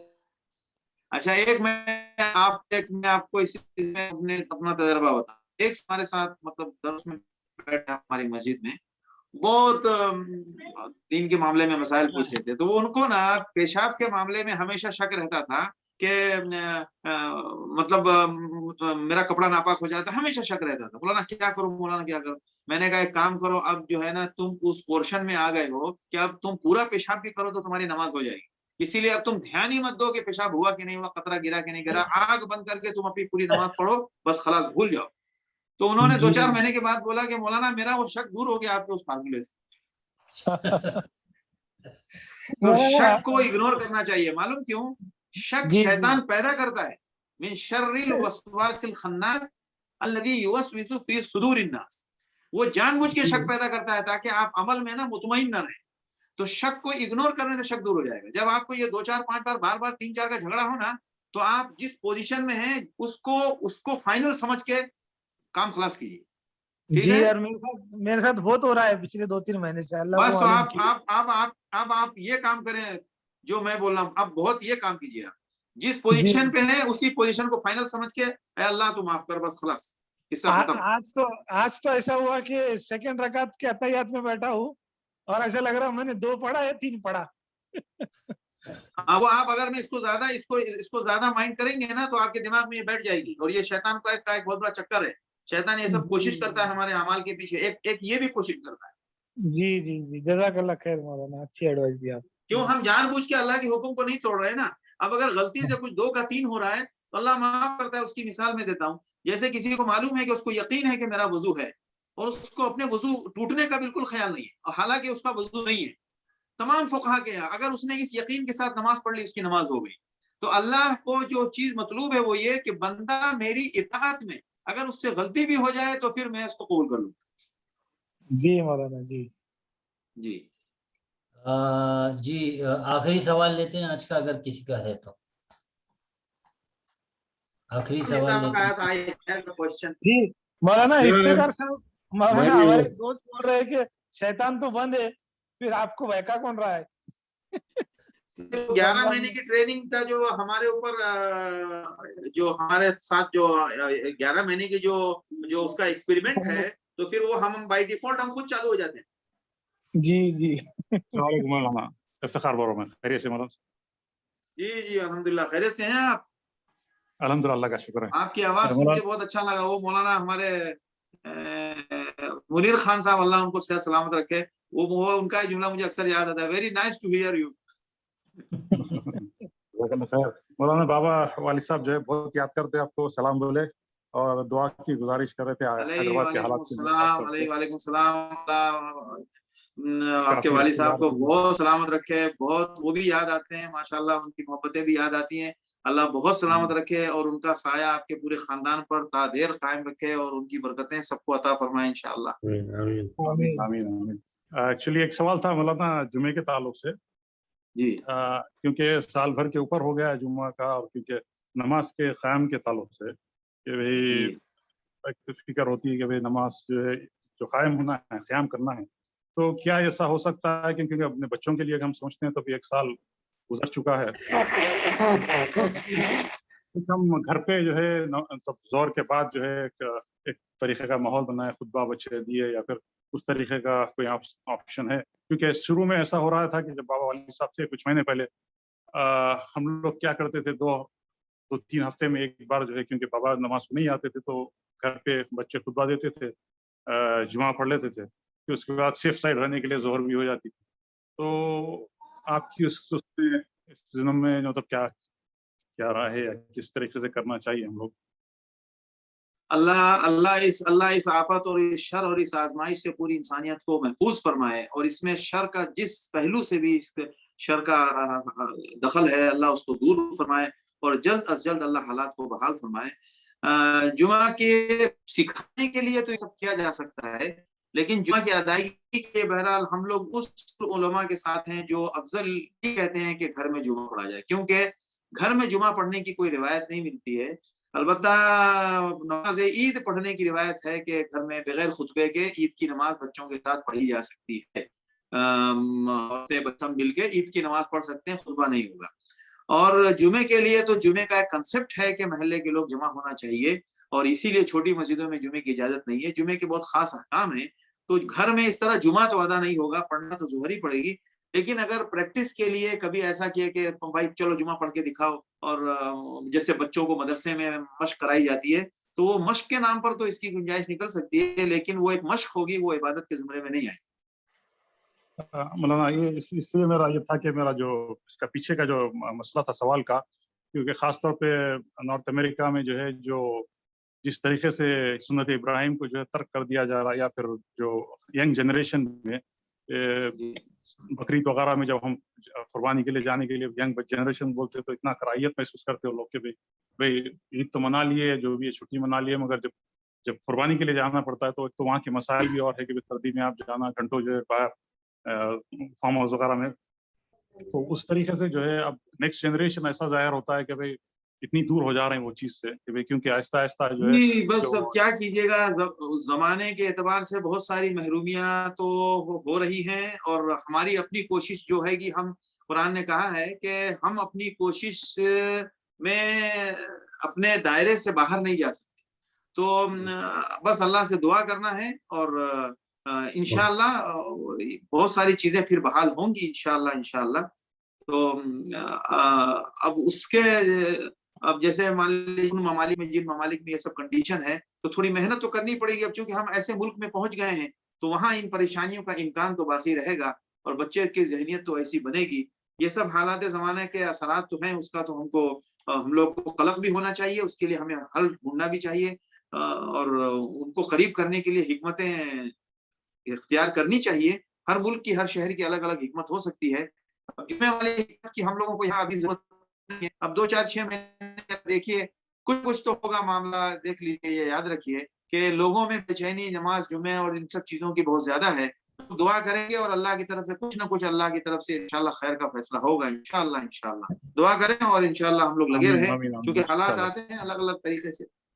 अब देखिए ना, हजरत उस्मान रजी अल्लाह तआला अन्हु के साथ जब मतलब एक आजमाइश का था जमाना रहा, तो हजरत उस्मान खलीफतुल मुस्लिमीन होके मस्जिद नबवी में नमाज पढ़ने और पढ़ाने नहीं जा पा रहे थे, तो घर में कैद हो गए।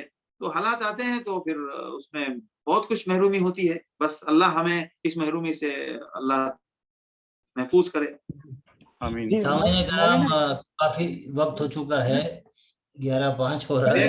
एक सवाल, हारून रशीद साहब का सवाल था कुछ।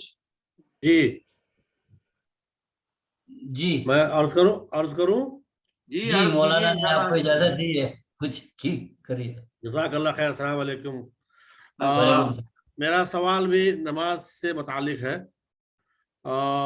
किसी वजह से ज़ोहर की नमाज पढ़ने में ताख़ीर हो गई और ऐसा लगा कि बस अब असर होने वाली है। वज़ू करते करते सोच रहे थे चलो कम से कम सिर्फ फ़र्ज़ पढ़ लें, और फ़र्ज़ पढ़ने के लिए जैसे खड़े हुए अजान आ गई, असर की अजान की आवाज़ सुनाई दे रही। उस हालत में ज़ोहर और असर मिला के पढ़ें, ज़ोहर यानी आधा पढ़ेंगे या ज़ोहर कज़ा पढ़ेंगे? और अगर मिला के, नहीं, आप अपनी कोशिश के एतबार से जा रहे हैं, सही है, और वो अदा ज़ोहर अदा ही होगी, और अगर उसी के साथ साथ असर भी पढ़ ली तो वो भी अदा ही होगी जज़ाकल्लाह खैर। जी, ये बस थोड़ा सा सवाल इंशाअल्लाह। साजिद साहब पूछ लीजिए अब 1 मिनट में। मौलाना, वो जुमा के ताल्लुक से ही है, हमारे एक दोस्त ने सवाल पूछे थे कि अगर एक पूरा का पूरा मुल्क सुन्नत मौक़ूदा को छोड़ रहा है तो क्या ये गुनाह नहीं होगा? देखिए, अगर कस्द है, अपने कस्द से हो रहा है, अपनी हमारे जानबूझकर हो रहा है तो गुनाह होगा। अगर माजूर है तो माजूर है। जी, माजूर होता है। अगर हमारा उसने अपनी मर्जी से नहीं छोड़ रहे हैं तो हम गुनहगार नहीं है। हर बंदा बेचैन है जुमा पढ़ने के लिए। अभी देखिए इस हद तक बेचैनी है कि अभी आपके पास एक सवाल आया कि दिल चाह रहा है कि घर में बच्चों के साथ जुमा खुतबे के साथ पढ़ा जाए, तो ये हर बंदे के अंदर बेचैनी है। तो छोड़ना कोई नहीं चाह रहा है। जो छोड़ने वाले उनको अल्लाह जान रहा है, और जो पढ़ने के लिए बेचैन है अल्लाह उनको भी जान रहा है। अल्लाह जो बेचैन है उनको अजर सवाब देगा इंशाल्लाह। और का फायदा उठा के बोले अच्छा हुआ यार जान छूटी, तो अल्लाह को मालूम है कि इसी में तो इम्तिहान होता है कि कौन जुमा दिल से पढ़ा था और कौन जुमा मजबूरी में पढ़ा था। बल्कि नमाजों के मामले में भी ये मामला है कि जो लोग मस्जिदों के मामले से जमातों न होने की वजह से वो अगर अपने आप को इजी फील कर रहे हैं, तो इसका मतलब है कि इसी में तो इम्तिहान हो रहा है। असल में देखिए हर चीज में अल्लाह की तरफ से, हर तरफ से इम्तिहान होता है। अब उनके लिए तो ये दिल में, अगर उन्होंने ये महसूस किया कि यार बहुत अच्छा है यार, कहीं भी नमाज पढ़ लो, घर में पढ़ लो, तो पता चला कि वो जमात में अल्लाह की रजा और सवाब की नीयत से नहीं जाते थे, वो बस उनकी एक हैबिट बन गई। और जो बेचैन है मस्जिद में नमाज पढ़ने के लिए, जो शरीयत के निजाम के मुताबिक पढ़ने के लिए बेचैन है, तो उसके लिए वो बहुत कुड़ रहे हैं अंदर से, तो फिर जाहिर सी बात है अल्लाह उसको देख रहा है। जी सामईन कराम, बहुत शुक्रिया हमारे साथ जुड़ने का और इस महफिल को कायम करने का। कल का दिन भी इंशाल्लाह तवील रहेगा, सवाल जवाब के लिए आपको ज़्यादा मौका दिया जाएगा। کل انشاءاللہ 2 پروگرام رہیں گے. جمعہ کا دن ہے, سیرت النبوی کے حوالے سے 5:15 بجے ملاقات ہوگی انشاءاللہ, اور پھر خلاصہ قرآن کے حوالے سے 9:15 بجے ملاقات ہوگی. سبحان اللہ و بحمدہ, سبحانک اللہم و بحمدک, اشہد ان لا الہ الا انت. سبحان اللہ.